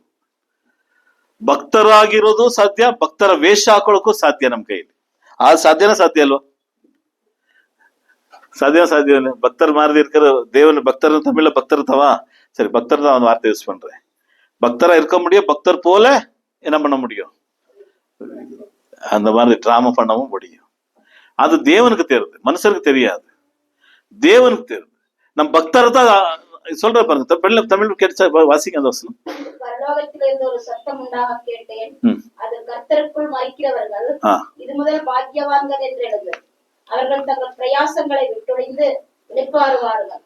அவருடைய கிரியைகள் அவர்களோட கூட போய் ஆவியானவர் ஆமென்று திருவடம் பற்றுகிறார் என்று சொல்லி. ஓகே, ಕರ್ತರ್ಕುಳ್ಳ ಏನವನ್ವಾ ಮರಿತವர்கள். ಕರ್ತನ ಭಕ್ತರು ಅಂತ ಕನ್ನಡದಲ್ಲಿ ಉಪಯೋಗಿಸಲ್ಪಟ್ಟಿದೆ. ಕರ್ತನಲ್ಲಿ ನಾವು ಸಾಯ್ಬೇಕು ಅಂತ ಹೇಳ್ತಾನೆ. ಕರ್ತನಲ್ಲಿ ಸಾಯುವವನು, ಇಲ್ಲಿ ಕರ್ತನ ಭಕ್ತರಾಗಿ ಸಾಯುವವರು ಧನ್ಯರು ಅಂತ ಹೇಳ್ತಾರೆ. ಕರ್ತನಲ್ಲಿ ಸಾಯ್ಬೇಕು ನಾವು. ಯಾವಾಗ ಸಾಯೋದು? ಯಾವಾಗ? ಪಾಪಕ್ಕೋಸ್ಕರ ಸತ್ತಿ ಬದುಕಿದಿರಲ್ಲ, ಅದಲ್ಲ. ಅದು ದೇವರ ಮಕ್ಕಳಾದ್ಮೇಲೆ, ಆಮೇಲೆ ಬದುಕಿ ಸಾಯ್ತೀವಲ್ಲ. ಈಗ ನಾವು ಇದೀವಲ್ಲ ಈ ಲೋಕದಲ್ಲಿ, ಕ್ರೈಸ್ತರಾಗಿ ದೇವರ ಮಕ್ಕಳಾಗಿ ಬದುಕ್ತಾ ಇದೀವಲ್ಲ, ಈ ಪ್ರಯಾಣ ಇದೆಯಲ್ಲ, ಈಗ ಭಕ್ತರಾಗಿ ನಾವು ಸಾಯ್ಬೇಕು. ಈಗ ಕರ್ತನಲ್ಲಿ ನಾವು ಸಾಯ್ಬೇಕು. ಕರ್ತನಲ್ಲಿ ನಿದ್ರೆ ಹೊಂದ್ಕೊಳ್ಬೇಕು. ಅದಕ್ಕೆ ಪೌಲನ್ ಹೇಳ್ತಾನೆ, ಅವರು ನಿದ್ರೆ ಹೊಂದಿದ್ದಾರೆ ಅಂತ ಹೇಳ್ತಾನೆ, ಅವ್ರು ಎಬ್ಬಿಸಲ್ಪಡುತ್ತೆ ಅಂತ ಹೇಳ್ತಾನೆ. ನಾವು ಆ ರೀತಿಯಲ್ಲಿ ಸಾಯ್ಬೇಕು. ಎರಡನೇದು ಹೇಳ್ತಾನೆ, ಎಂದು ಬರೆ ಎಂದು ನನಗೆ ಹೇಳಿತು. ಅದಕ್ಕೆ ಆತ್ಮವು ಹೌದು ಅವರು ಏನಂತೆ, ಆತ್ಮ ಏನ್ ಮಾಡ್ತದೆ, ಹೌದು ಅವರು ಅಂದ್ರೆ ಏನರ್ಥ? ಸಾಕ್ಷಿ ಯಾರು ಕೊಡ್ತಿದ್ದಾರೆ ಇಲ್ಲಿ? ಪವಿತ್ರ ಆತ್ಮನಲ್ಲಿ ಸಾಕ್ಷಿ ಕೊಡ್ತಾ ಇದ್ದಾನೆ. ಇಲ್ಲಿ ಆತ್ಮಕ್ಕೆ ಬರೆ ಅಂತ ಹೇಳಿದಾಗ ಅದಕ್ಕೆ ಆತ್ಮನು ಹೌದು ಅಂತ ಹೇಳ್ತಾನೆ. ಅಂದ್ರೆ ಅರ್ಥ ಏನು? ನಾನು ಹೇಳ್ತಾ ಇದೀನಿ, ಅವರು ಏನಂತೆ ಧನ್ಯರು. ಯಾರು ಧನ್ಯರು? ಕ್ರಿಸ್ತನಲ್ಲಿ ಸಾಯುವವರು ಧನ್ಯರು. ನಮ್ ಡೆತ್ ಹೇಗಿದೆ ಗೊತ್ತಿಲ್ಲ, ಆದ್ರೆ ಡೆತ್ ಹೇಗಿರ್ಬೇಕು ಗೊತ್ತಾ? ವೇದವಾಕ್ಯ ಹೇಳ್ತಾರೆ, ಭಕ್ತರಾಗಿ ಸಾಯ್ಬೇಕು. ನಾವ್ ಯಾವ ರೀತಿ ಸಾಯ್ತೀವಿ ಅನ್ನೋದು ಬಿಟ್ಬಿಡಿ. ಅನಾರೋಗ್ಯದಿಂದ ಸಾಯ್ತೀವೋ, ಸಡನ್ ಆಗಿ ಸಾಯ್ತೀವೋ, ಹೇಗ್ ಸಾಯ್ತೀವೋ, ಹೇಗೇಗೋ ಸಾವುಗಳಿದೆ. ಅದೆಲ್ಲ ಸಾಯೋದಂತೂ ನಿಜ. ವಾಕ್ಯ ಹೇಳಾಯ್ತು, ನಾವಾಗ್ಲೇ ನೋಡಾಯ್ತು. ಈ ಪ್ರಿಯದಲ್ಲಿ ಮನುಷ್ಯನು ಸಾಯ್ತಾನೆ, ಆಮೇಲೆ ಏನಂತ ಅವನಿಗೆ ನ್ಯಾಯ ತೀರ್ಪು. ಸಾಯುವ ವಿಧಾನ ಬಿಟ್ಟಾಕಿ, ಸಾಯೋದು ಹೇಗೆ ಅಂತ ಯೋಚನೆ ಮಾಡಿ. ದೇವರೇ ನಾನು ಭಕ್ತನಾಗಿ ಸಾಯ್ಬೇಕು, ಕ್ರಿಸ್ತನಲ್ಲಿ ನಾನು ಸಾಯ್ಬೇಕು. ಹಾಗೆ ಸಾಯ್ಬೇಕು ಅಂದ್ರೆ ನನ್ನ ಹೃದಯವನ್ನ ಪ್ರತಿದಿನ ನಾನು ಸ್ಕ್ಯಾನ್ ಮಾಡ್ತಾನೆ ಇರ್ಬೇಕು, ವೇದವಾಕ್ಯದ ಬಳಿಯಲ್ಲಿ ಇಟ್ಕೊಂಡು. ನನ್ನ ಕ್ರಿಸ್ತನಲ್ಲಿ ನಾ ಸತ್ರೆ, ಕ್ರಿಸ್ತನು ಕೊಟ್ಟಂತ ವಸ್ತ್ರದಲ್ಲಿ ನಾ ಸಾಯ್ತಾ ಇದ್ದೀನಿ ಅಂತ ಅರ್ಥ. ಆವಾಗ ಆತ್ಮ ಹೇಳ್ತಾನೆ, ಹೌದು ಇವ್ರು ಧನ್ಯರೇ, ಹೌದು ಇವ್ರು ಬ್ಲೆಸ್ಸೆಡ್ ಪರ್ಸನ್ಸೇ ಅಂತ ಹೇಳ್ತಾನೆ. ಈ ಸತ್ರೆ ಹೀಗೆ ಸಾಯ್ಬೇಕು ಅನ್ನೋದು ನಮ್ಮ ಆಸೆಗಳಿದೆ, ಸ್ವಲ್ಪ ಜನಕ್ಕಿದೆ. ಹಾಗೆ ಮಲಗಿರಂಗೆ ಸತ್ತೋಗ್ಬೇಕು, ಕಷ್ಟಪಡ್ಬೋದಲ್ಲ, ಒಳ್ಳೇದೇ. ಇನ್ನೊಬ್ಬರಿಗೆ ತೊಂದರೆ ಕೊಡುವ ಒಳ್ಳೇದೇ. ಆದ್ರೆ ಸಾಯೋದು ಎಲ್ಲರಿಗೂ ಖಚಿತಾನೆ. ಆದ್ರೆ ಕ್ರಿಸ್ತನಲ್ಲಿ ಸಾಯ್ಬೇಕು ಅನ್ನೋದು ಇದೆಯಲ್ಲ, ಅದು ತುಂಬಾ ಮುಖ್ಯ ಪ್ರಿಯರೇ. ಅದಕ್ಕೆ ಹೇಳ್ತಾನೆ, ಅವ್ರಿಗೆ ಕಷ್ಟ ತೀರಿತು, ಅವರಿಗೆ ವಿಶ್ರಾಂತಿ ಆಗುವುದು, ಅವರ ಸುಕೃತ್ಯಗಳು ಅವರೊಡನೆ ಏನ್ ಬರ್ತದಂತೆ. ನಾವು ಒಳ್ಳೆಯದು ಏನೆಲ್ಲ ಮಾಡಿದ್ವಿ ಪ್ರಿಯರೇ, ಅದು ನಮ್ಮೊಡನೆ ಹಾಗೇ ಬರ್ತದಂತೆ. ಅದೇ ಯೇಸು ಕ್ರಿಸ್ತನ ಮುಂದೆ ಒಳ್ಳೇದಕ್ಕಾಗ್ಲಿ ಕೆಟ್ಟದಾಗ್ಲಿ ನ್ಯಾಯ ತೀರ್ಪಿನ ಮುಂದೆ ಆತರ ಮುಂದೆ ನಾವು ನಿಲ್ತೀವಿ ಅಂತ ವೇದವಾಕ್ಯ ಹೇಳ್ತದೆ. ನಾವು ಏನೆಲ್ಲ ಮಾಡಿದೀವಿ ಈ ಭೂಮಿಯಲ್ಲಿ, ಅಂತರಂಗದಿಂದ ಮಾಡಿದಂತ ಕಾರ್ಯಗಳನ್ನ, ಬಹಿರಂಗವಾಗಿ ಮಾಡಿದ ವಿಷಯಗಳ ಬಗ್ಗೆ ಎಲ್ಲ ಹೇಳ್ತಿರೋದು. ಅಂತರಂಗದಿಂದ, ಹೃದಯದಿಂದ, ಶುದ್ಧತೆಯಿಂದ ಮಾಡಿದ ವಿಷಯಗಳು ಎಲ್ಲವೂ ದೇವರ ಮುಂದೆ ಹಾಗೇ ನಿಲ್ಲುತ್ತೆ ಪ್ರಿಯರೇ. ಒಂದ್ ದಿವಸ ಇವತ್ತು ನಾವು ಯೋಚನೆ ಮಾಡುವ, ನಾನು ಇವತ್ತು ಒಂದು ವೇಳೆ ದೇವರು ಯಾವತ್ತು ನಮಗೆ ಡೇಟ್ ಕೊಟ್ಟಿಲ್ಲ, ಸಾಯ ಡೇಟ್ ಕೊಟ್ಟಿದ್ದಾನ ನಮ್ಗೆ ಯಾವತ್ತೂ ಗೊತ್ತಿಲ್ಲ ಪ್ರಿಯರೇ. ಯಾವಾಗ ಬೇಕಾದ್ರೂ ಹೇಗ್ ಬೇಕಾದ್ರೂ. ಯವನಸ್ಥರೆಲ್ಲ ಇವತ್ತು ಅನೇಕರು ಯವನಸ್ಥರು ನೋಡ್ತಾನೆ ಇರ್ತಾ ಇದೀವಿ. ಯಾವಾಗ ಬೇಕಾದ್ರೂ ಸಾವು ಇರ್ತದೆ. ಸಾವಿನ ಬಗ್ಗೆ ನಾವು ಚಿಂತೆ ಮಾಡಬೇಕಾಗಿಲ್ಲ. ದೇವ ಮಕ್ಕಳು ಸಾವಿನ ಬಗ್ಗೆ ಮಾತ್ರ ಚಿಂತೆ ಮಾಡಬೇಡಿ. ನಾನು ಇವತ್ತು ಡೆತ್ ಆದ್ರೂ ಪರವಾಗಿಲ್ಲ, ನಾನು ದೇವರ ಬಳಿಯಲ್ಲಿ ಆತರ ಮುಂದೆ ನಾನು ನಿಂತಾಗ ದೇವರು ನನ್ನ ಧನ್ಯನೂ ಅಂತ ಹೇಳ್ಬೇಕು. ಆ ರೀತಿಯಲ್ಲಿ ಸಾಯ್ಬೇಕಷ್ಟೇ. ನನ್ನ ನಿಂತಾಗ ಯೇಸು ಕ್ರಿಸ್ತನ ಕೊಟ್ಟಂತಹ ವಸ್ತ್ರವನ್ನು ಧರಿಸ್ಕೊಂಡು ನಿಲ್ಬೇಕು. ನನ್ನ ವಸ್ತ್ರ ಯಾರೂ ಕಿತ್ಕೊಳ್ಬಾರ್ದು. ನಿಮ್ಗೆ ಗೊತ್ತಾ, ನಿಮ್ ವಸ್ತ್ರನ ಕಿತ್ಕೊಳ್ಳೋಕೆ ಯಾರು ಬೇಕಾದ್ರೂ ಬರ್ಬೋದು. ಯಾರು ಬೇಕಾದ್ರೂ ನಿಮ್ಮ ಕೊಟ್ಟಂತ ಪರಿಶುದ್ಧ ವಸ್ತ್ರಗಳನ್ನ ಕಿತ್ಕೊಳಕ್ ಬರ್ಬೋದು. ಅನೇಕರು ವಸ್ತ್ರಗಳನ್ನ ಕಳ್ಕೊಂಡು ಇವತ್ತು ಭೂಮಿಯಲ್ಲಿ ಬದುಕಿದ್ದಾರೆ ಪ್ರಿಯರೇ. ಸಭೆನ ಬಿಟ್ಟು ಹೋಗೋರೆಲ್ಲ ಏನಾಗಿದೆ ಅಂತ ತಿಳ್ಕೊಂಡಿದ್ದೀರಿ? ದೇವ್ರು ಕೊಟ್ಟಂತ ಪರಿಶುದ್ಧ ವಸ್ತ್ರಗಳನ್ನ ಅವ್ರು ಕಳ್ಕೊಂಡಿದ್ದಾರೆ ಅಂತ ಅರ್ಥ. ಅವರು ವಿಗ್ರಹಾರಾಧನೆಗೂ ಅನ್ಯ ಸಂಬಂಧಗಳಿಗೂ ಪಾಪದ ಕಿಚ್ಚೆಗಳಿಗೂ ಹೋಗಿದ್ದಾರೆ ಅಂತ ಏನರ್ಥ? ಆ ದೇವ್ರು ಕೊಟ್ಟಂತ ಹಂಗೆನ ತೂದಿ ಎಸ್ಬಿಟ್ಟು ಎಲ್ಲಿಗೊಟ್ಟೋದ್ರು ಅವ್ರು? ಎಲ್ಲಿಗೋದ್ರು? ನಿಮ್ಗೆ ಗೊತ್ತಾ, ಹೊಟ್ಟೆ ಹಸ್ಕೊಂಡು ಬರ್ತಾನೆ ಒಬ್ಬ ಅಣ್ಣ, ಮಗ ಆಗತಾನೆ, ತಮ್ಮ ಆಗ್ತಾನೆ, ಅಡಿಗೆ ಮಾಡಿರ್ತಾನೆ. ಅವನಿಗೆ ಹೇಗ್ ಬೇಕಾದ್ರೂ ಭಿನ್ನ ಹಾಕಿ ಹೇಳಿ ಅವನು ಊಟ ಮಾಡ್ಬೋದಾಗಿತ್ತು, ಇಲ್ಲಾಂದ್ರೆ ಅವನೇ ಅಡಿಗೆ ಮಾಡಿ ತಿನ್ಬೋದಾಗಿತ್ತು. ಅವನ್ ಬೇಟೆಗಾರ. ಹಸುವಿನ ನಿಮಿತ್ತದಿಂದ ತನ್ನ ಚೊಚ್ಚಲತನವನ್ನ ಬಿಟ್ಕೊಬಿಟ್ಟ. ಇವತ್ತು ಯಾವುದೋ ತನದಿಂದ ದೇವ್ರು ಕೊಟ್ಟಂತ ಈ ಪರಿಶುದ್ಧವಾದಂತ ನೀತಿ ಎಂಬಂತ ವಸ್ತ್ರವನ್ನ ಬಿಟ್ಕೊಬಿಡಬಾರ್ದು. ನಾವು ಯಾರಿಗೋಸ್ಕರ ಬಿಟ್ಕೊಳ್ಬೇಡಿ ಪ್ರಿಯರೇ. ನಾನು ಇವತ್ತು ಹೇಳ್ತೀನಿ, ನನ್ನ ಪ್ರಿಯ ಸಹೋದರ ಯೌವನಸ್ಥರಿಗೆ ಹೇಳ್ತೀನಿ, ನೀವು ಪಡ್ಕೊಂಡಂತ ಯೇಸು ಕ್ರಿಸ್ತನ ಮೂಲಕ ಪಡ್ಕೊಂಡಂತ ಆ ಪರಿಶುದ್ಧವಾದಂತ ವಸ್ತ್ರವನ್ನ ಯಾರಿಗಾಗಿ ಬಿಟ್ಕೊಡ್ಬೇಡಿ. ಇದು ನನ್ನ ತಂದೆಗೋಸ್ಕರ ಅಂತ ನಿಮ್ಮ ಪ್ರಾಣ ಬೇಕಾದ್ರೆ ಬಿಟ್ಬಿಡಿ. ಒಳಗಡೆ ಇರುವಂತ ದೇವ್ರು ಕೊಟ್ಟಂತ ನೀತಿ ಎಂಬಂತ ವಸ್ತ್ರವನ್ನ ಬಿಡ್ಬೇಡಿ. ತುಂಬಾ ಎಚ್ಚರಿಕೆ ಆಗಿರಿ. ನಿಮ್ಮ ಗೆಳೆಯನಿಗೋಸ್ಕರ ಬಿಡ್ಬೇಡಿ. ನಿಮ್ಮ ಪ್ರೀತಿಸುವಂತ ವಸ್ತುಗಳಿಗೋಸ್ಕರ ಬಿಡ್ಬೇಡಿ. ಯಾರಿಗೋಸ್ಕರ ವಸ್ತ್ರವನ್ನ, ಕ್ರಿಸ್ತನ ಕೊಟ್ಟಂತ ವಸ್ತ್ರನ ಬಿಡ್ಬೇಡಿ. ಯಾಕಂದ್ರೆ ಯೇಸು ಕ್ರಿಸ್ತನ ಮುಂದೆ ಬರುವಾಗ ನಾವು ಏನಾಗಿರ್ಬಾರ್ದು? ಏನಾಗಿ ನಿಲ್ಬಾರ್ದು? ಇಲ್ಲಿ ಏನಾಗಿ ನಿಲ್ಬಾರ್ದು?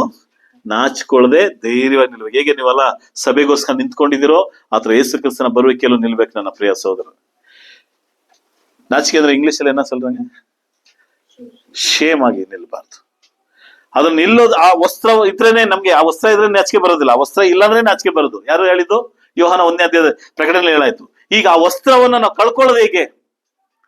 ವಸ್ತ್ರ ಹೇಗೆ ಕಳ್ಕೊತೀವಿ? ಅನೇಕ ಉದಾಹರಣೆಗಳು ಕೊಡಬಹುದು, ಸಮಯಗಳಿಲ್ಲ.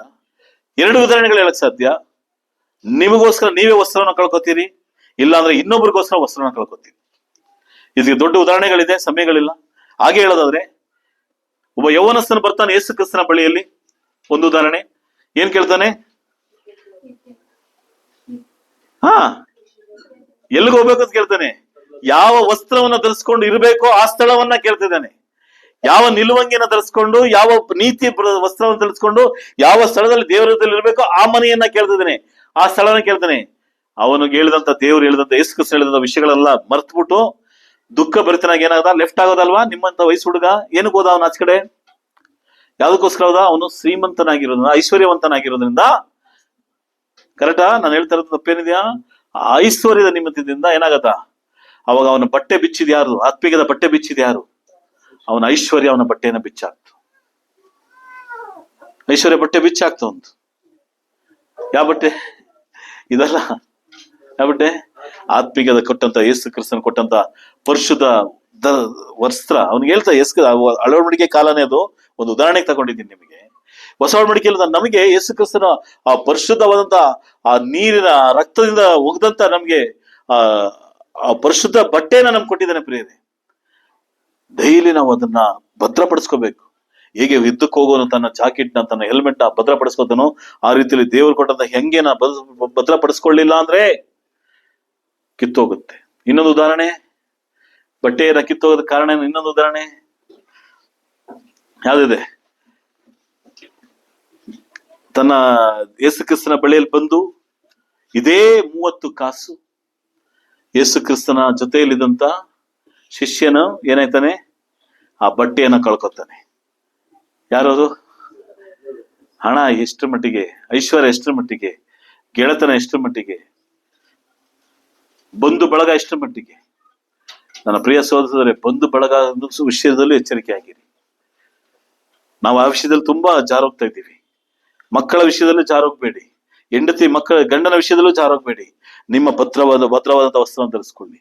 ಲೋತನ ಮಡತಿ ತಿರುಗೋದಕ್ಕೆ ನಾನು ಆಗಾಗ ಹೇಳ್ತೀನಿ, ಹೆಂಡತಿ ಗಂಡನು ತಿರುಗ್ಲಿಲ್ಲ, ಮಕ್ಕಳು ತಿರುಗ್ಲಿಲ್ಲ. ಇದು ಮುಖ್ಯವಾದಂತ ವಸ್ತ್ರವನ್ನು ಧರಿಸ್ಕೋಬೇಕಾದ ಕಾರ್ಯ. ಇನ್ನು 2 ವಿಷಯಗಳನ್ನ ಹೇಳಿ ಮುಗಿಸ್ತೇನೆ. ಕ್ರಿಸ್ತನ ಪ್ರಿಯರೇ, 22ನೇ ಅಧ್ಯಾಯದಲ್ಲಿ, ಪ್ರಕಟಣೆ 22ನೇ ಅಧ್ಯಾಯದಲ್ಲಿ ಒಂದು ಮಾತಿದೆ. 22 7ನೇ ವಾಕ್ಯ ಓದಿ. 12ನೇ ವಾಕ್ಯ, ಪ್ರಕಟಣೆ 22:12. ಹೀಗೋ ಬೇಗ ಬರುತ್ತೇನೆ, ನಾನು ಪ್ರತಿಯೊಬ್ಬನಿಗೂ ಅವನವನ ನಡತೆಗೆ ಪ್ರಕಾರ ಕೊಡತಕ್ಕ ಪ್ರತಿಫಲವನ್ನ ನನ್ನ ಕೈಯಲ್ಲಿ ಅದೇ. ಹೇಳ್ತಾನೆ, ನಾನು ಬೇಗನೆ ಬರ್ತೇನೆ ಅಂತ ಹೇಳ್ತಾನೆ. ಯೇಸು ಕ್ರಿಸ್ತನ ಬೇಗನೆ ಬರ್ತಾ ಅಂತ ಹೇಳಿ 2,000 ವರ್ಷ. ಆದ್ರೆ ನಮಗೆ ಇವತ್ತು ಹೇಳ್ತಿದ್ದಾನೆ ಬೇಗನೆ ಬರ್ತಾ ಇದ್ದಾನೆ ಅಂತ. ಪ್ರತಿಯೊಬ್ಬನಿಗೂ ಅವನವನ ನಡತೆ ಪ್ರಕಾರ. ನಡತೆ ಅಂದ್ರೆ ಏನು? ನಾನು ಹೇಳ್ತೇನೆ, ಔಟ್ಲುಕ್ ಅಲ್ಲ, ಇನ್ನರ್ ಲುಕ್. ಹೃದಯದಲ್ಲಿ ನಾವು ಹೇಗೆ ನಡ್ಕೊಂಡ್ವೋ ಅದನ್ನ ನೋಡ್ತಾ ಇದ್ದೇನೆ, ಅದರ ಪ್ರತಿಫಲವನ್ನೇ ಕೊಡ್ತಾನೆ. ಹೃದಯದಿಂದ ನಾವ್ ಏನ್ ಮಾತಾಡ್ತೀವಿ, ಹೃದಯದಿಂದ ಹೇಗ್ ನಡ್ಕೋತಿದ್ದೀವಿ, ಹೃದಯದಿಂದ ನಾವ್ ಏನೆಲ್ಲ ಮಾಡ್ದೋ ಆ ಪ್ರತಿಫಲವನ್ನೇ ಮಾತ್ರ ದೇವ್ರು ಕೊಡಕ್ ಸಾಧ್ಯ. ಕಣ್ಣೋಟಕ್ಕೆ, ಮನಸ್ಸು ಬಾಯಿ ನೋಟಕ್ಕೆ ಮಾಡೋದಲ್ಲ ಅಲ್ಲ. ಹೃದಯದಿಂದ ನಾವ್ ಏನೆಲ್ಲ ಮಾತಾಡಿದೀವಿ ಅದಕ್ಕೆ ಪ್ರತಿಫಲ. ಹೃದಯದಿಂದ ನಾವ್ ಏನೆಲ್ಲ ನಡೆದಿದೀವಿ ಅದನ್ನೇ. ಅದಕ್ಕೆ ಒಬ್ಬ ರಾಜನನ್ನ ಆರಿಸಿಕೊಳ್ಳೋದಕ್ಕೂ ದೇವ್ರ ಹೃದಯವನ್ನ ನೋಡ್ದ ಅಂತ ಹೇಳ್ತಾನೆ. ನಾವು ಇನ್ನೊಂದು ವಿಷಯವನ್ನ ನೋಡುತ್ತೇವೆ, ಮೋಸ ಹೋಗದೇ ಇರುವಂತ ರೀತಿಯಲ್ಲಿ ನೋಡ್ಕೋಬೇಕಾದಂತ ಕಾರ್ಯಗಳಿದೆ. ಅಪೊಸ್ತಲ ಕೃತ್ಯಗಳು ನೋಡಿ ಹೇಳ್ತಾನೆ, ಪೌಲನು ಹೇಳ್ತಾನೆ, ಅಪೊಸ್ತಲ ಕೃತ್ಯಗಳು 24ನೇ ಅಧ್ಯಾಯ 15-16ನೇ ವಾಕ್ಯ. ಇದಲ್ಲದೆ ನೀತಿವಂತರಿಗೂ ಅನೀತಿವಂತರಿಗೂ ಪುನರುತ್ಥಾನವಾಗುವುದೆಂದು ಇವರು ದೇವರಲ್ಲಿ ನಿರೀಕ್ಷೆ ಇಟ್ಟಿರುವ ಪ್ರಕಾರವೇ ನಾನು ನಿರೀಕ್ಷೆಯುಳ್ಳವನಾಗಿದ್ದೇನೆ. ಇದರ ದೆಸೆಯಿಂದ ದೇವರ ವಿಷಯದಲ್ಲಿಯೂ ಮನುಷ್ಯರ ವಿಷಯದಲ್ಲಿಯೂ ನಾನು ನಿರ್ದೋಷಿ ಎಂದು ಸಾಕ್ಷಿ ಹೇಳುವ ಮನಸ್ಸು ನನಗೆ ಯಾವಾಗ ಇರಬೇಕೆಂದು ಅಭ್ಯಾಸ ಮಾಡಿಕೊಳ್ಳುತ್ತೇನೆ. ಇಲ್ಲಿ ಪೌಲನು ಹೇಳ್ತಾನೆ, ಅಲ್ಲೊಂದು ಸ್ಟೇಟ್ಮೆಂಟ್ ನಡೀತಿದೆ, ಅದು ಆಮೇಲೆ ಓದ್ಕೊಳ್ಳುವ. 14-15 ಏನ್ ಹೇಳ್ತಾನೆ ಅಲ್ಲಿ? ಇದಲ್ಲದೆ ನೀತಿವಂತರಿಗೂ ಅನೀತಿವಂತರಿಗೂ ಪುನರುತ್ಥಾನವಾಗುವುದೆಂದು ಇವರು ದೇವರಲ್ಲಿ ನಿರೀಕ್ಷೆ ಇಟ್ಟಿರುವ ಪ್ರಕಾರವೇ ನಾನು ನಿರೀಕ್ಷೆ ಉಳ್ಳವನಾಗಿದ್ದೇನೆ. ಇಬ್ಬರಿಗೂ ಏನಾಗುತ್ತೆ? ಪುನರುತ್ಥಾನ ಇದೆ. ಇದರ ದೆಸೆಯಿಂದ 16ನೇ ವಾಕ್ಯ ಗಮನಿಸಿ. ಇದರ ದೆಸೆಯಿಂದ, ಯಾವ್ದ್ರ ದೆಸೆಯಿಂದ? ಪುನರುತ್ಥಾನದ ದೆಸೆಯಿಂದ ದೇವರ ವಿಷಯದಲ್ಲಿಯೂ, ಗಮನ ಇಡಿ ಪ್ರಿಯರೇ, ದೇವರ ವಿಷಯದಲ್ಲಿಯೂ, ಎರಡನೇದು ಮನುಷ್ಯರ ವಿಷಯದಲ್ಲಿಯೂ ನಾನು ನಿರ್ದೋಷಿ ಎಂದು ಸಾಕ್ಷಿ ಹೇಳುವ ಮನಸ್ಸು ನನಗೆ ಯಾವಾಗಲೂ ಇರಬೇಕೆಂದು ಏನ್ ಮಾಡ್ತಾ ಇದ್ದೀನಿ? ಇದನ್ನೇ ಪ್ರಿಯ ನಾವು ಮಾಡ್ಬೇಕಾಗಿರೋದು. ಪುನರುತ್ಥಾನ ನೀತಿವಂತರಿಗಿದೆಯಾ ಅನೀತಿವಂತರಿಗಿದೆ ಅದನ್ನ ಮೇಲೆ ನೋಡ್ಕೊಳ್ಳುವ. ಆದ್ರೆ ನಾನ್ ಹೇಗಿರ್ಬೇಕಂತ ಪೌಲ ಹೇಳ್ತಾನೆ, ದೇವರ ಮುಂದೆನೂ ಮನುಷ್ಯರ ಮುಂದೆ ಏನಾಗಿರ್ಬೇಕು? ಇದೇ ಹೃದಯದಲ್ಲಿ ಮಾತಾಡುವಂತ ವಿಷಯ. ಇವತ್ತು ನಿಮ್ಮ ವಿಷಯದಲ್ಲಿ ಮನುಷ್ಯನು ನಿರ್ದೋಷಿ ಅಂತ ನಿರ್ಧಾರ ಮಾಡಬೇಕು. ನಿಮ್ಗೆ ಗೊತ್ತಾ, ಶಿಲುಬೆಯಲ್ಲಿ ಸತ್ತ ನಂತರ ಒಬ್ಬ ರೋಮ ಸೈನಿಕನು ಸಹ ಈತನು ನಿಜವಾದ ದೇವ ಮನುಷ್ಯ ಅಂತ ಸಾಕ್ಷ್ಯ ಮಾತಾಡ್ತಾನೆ. ದೇವರ ವಿಷಯದಲ್ಲಿ, ನಿರ್ದೋಷಿಯ ವಿಷಯದಲ್ಲಿ ನಮ್ಮ ಮುಂದೆ ಅವರು ನಿರ್ದೋಷಿ ಅಂತ ಹೇಳದೇ ಇರ್ಬೋದು, ಮನುಷ್ಯ ಬಿಟ್ಟಾಕಿ ಬೇಕಾಗಿಲ್ಲ. ಆದ್ರೆ ನಮ್ಮ ಸತ್ತ ಮೇಲೆ ಖಂಡಿತ ಹೇಳ್ತಾನೆ, ಅವ್ರು ಪಾಪ ಅಲ್ಲ, ತಪ್ಪು ಮಾಡಿಲ್ಲ, ನಾನೇ ಹೆಂಗಂದೆ ಅಂತ ಹೇಳುವಂತ ಮಾತುಗಳು ನಡೀತದೆ, ಘಟನೆಗಳು. ಆದ್ರೆ ಪೌಲನ್ ಹೇಳುವಂತ ಮಾತನ್ನ ಗಮನ ಇಡಿ. ದೇವರ ವಿಷಯದಲ್ಲಿಯೂ ಮನುಷ್ಯರ ವಿಷಯದಲ್ಲಿ ನಾನು ಏನಾಗಿರ್ಬೇಕು? ಅವ್ರು ನಿರ್ದೋಷಿ ಅಂತ ಹೇಳೋದು ಬೇಕಾಗಿಲ್ಲ. ಏನಾಗ್ತದೆ? ನನ್ನ ಮನಸ್ಸಾಕ್ಷಿ ನಾನು ನಿರ್ದೋಷಿ ಆಗಿದ್ದೀನಿ. ನಾನು ಅವ್ರ ನಿರ್ದೋಷಿಯಿಂದ, ಅವ್ರ ದೋಷಿ ಅಂತಾನೆ ಹೇಳ್ತಿದ್ದಾರೆ. ನಾನು ಅವ್ರ ವಿಷಯದಲ್ಲಿ ತಪ್ಪೇ ಮಾಡಿಲ್ಲ, ನಾನು ಆತರ ಹೇಳಲೇ ಇಲ್ಲ, ಹಂಗ್ ನಡ್ಕೊಂಡೇ ಇಲ್ಲ ಅಂತ ನಾನು ಹೇಳ್ತಾನೆ ಇರ್ಬೋದು. ಅವ್ರು ನನ್ನ ದೋಷಿ ದೋಷಿ ದೋಷಿ ಅಂತಾನೆ ಹೇಳ್ಕೊಂಡು ಹೋಗ್ಲಿ. ಆದ್ರೆ ನನ್ನ ಮನಸ್ಸಾಕ್ಷಿ ನನಗೆ ಏನನ್ಸ್ತದೆ? ನಾನು ನಿರ್ದೋಷಿ ಅಂತ ಹೇಳಿದ್ರೆ ಸಾಕು ಪ್ರಿಯರೇ. ನನ್ನ ದೇವರ ಮುಂದೆ ನಾನು ನಿರ್ದೋಷಿಯಾಗಿ ನಿಂತ್ರೆ ಸಾಕು. ಇದೇ ನನ್ನ ಅಂತರಂಗದ ಮಾತು, ಇದೇ ನಮ್ಮ ಹೃದಯದ ಮಾತು. ದೇವರು ನೋಡ್ತಾನೆ. ನಾವು ಯಾರ ಮುಂದೆನೂ ನಿರ್ದೋಷಿಯಾಗಿ ಕಾಣಿಸ್ಬಾರ್ದು. ದೇವರ ಮುಂದೆ ಮಾತ್ರ ನಿರ್ದೋಷಿ ಅಲ್ಲ, ಮನುಷ್ಯರ ಮುಂದೆನೂ ನಿರ್ದೋಷಿಯಾಗಿರ್ಬೇಕು. ಆ ಮನುಷ್ಯರು ಅಂತ ಹೇಳುವಂತ ಸ್ಥಳದಲ್ಲಿ ಯಾರು ಬೇಕಾದ್ರೂ ಇಟ್ಕೊಳ್ಳಿ, ಯಾರು ಸ್ಲೇಡ್ ಬೇಕಾದ್ರೂ ಇಟ್ಕೊಳ್ಳಿ. ನಿಮ್ಮ ಫೋಟೋ ಇಟ್ಟು ಆ ಸ್ಲೇಡ್ ಅಲ್ಲಿ ಮನುಷ್ಯರು ಅಂತ ಹೇಳುವ ಸ್ಥಳದಲ್ಲಿ ಯಾರು ಬೇಕಾದ್ರೂ ಇಟ್ಕೊಂಡ್ ಬನ್ನಿ.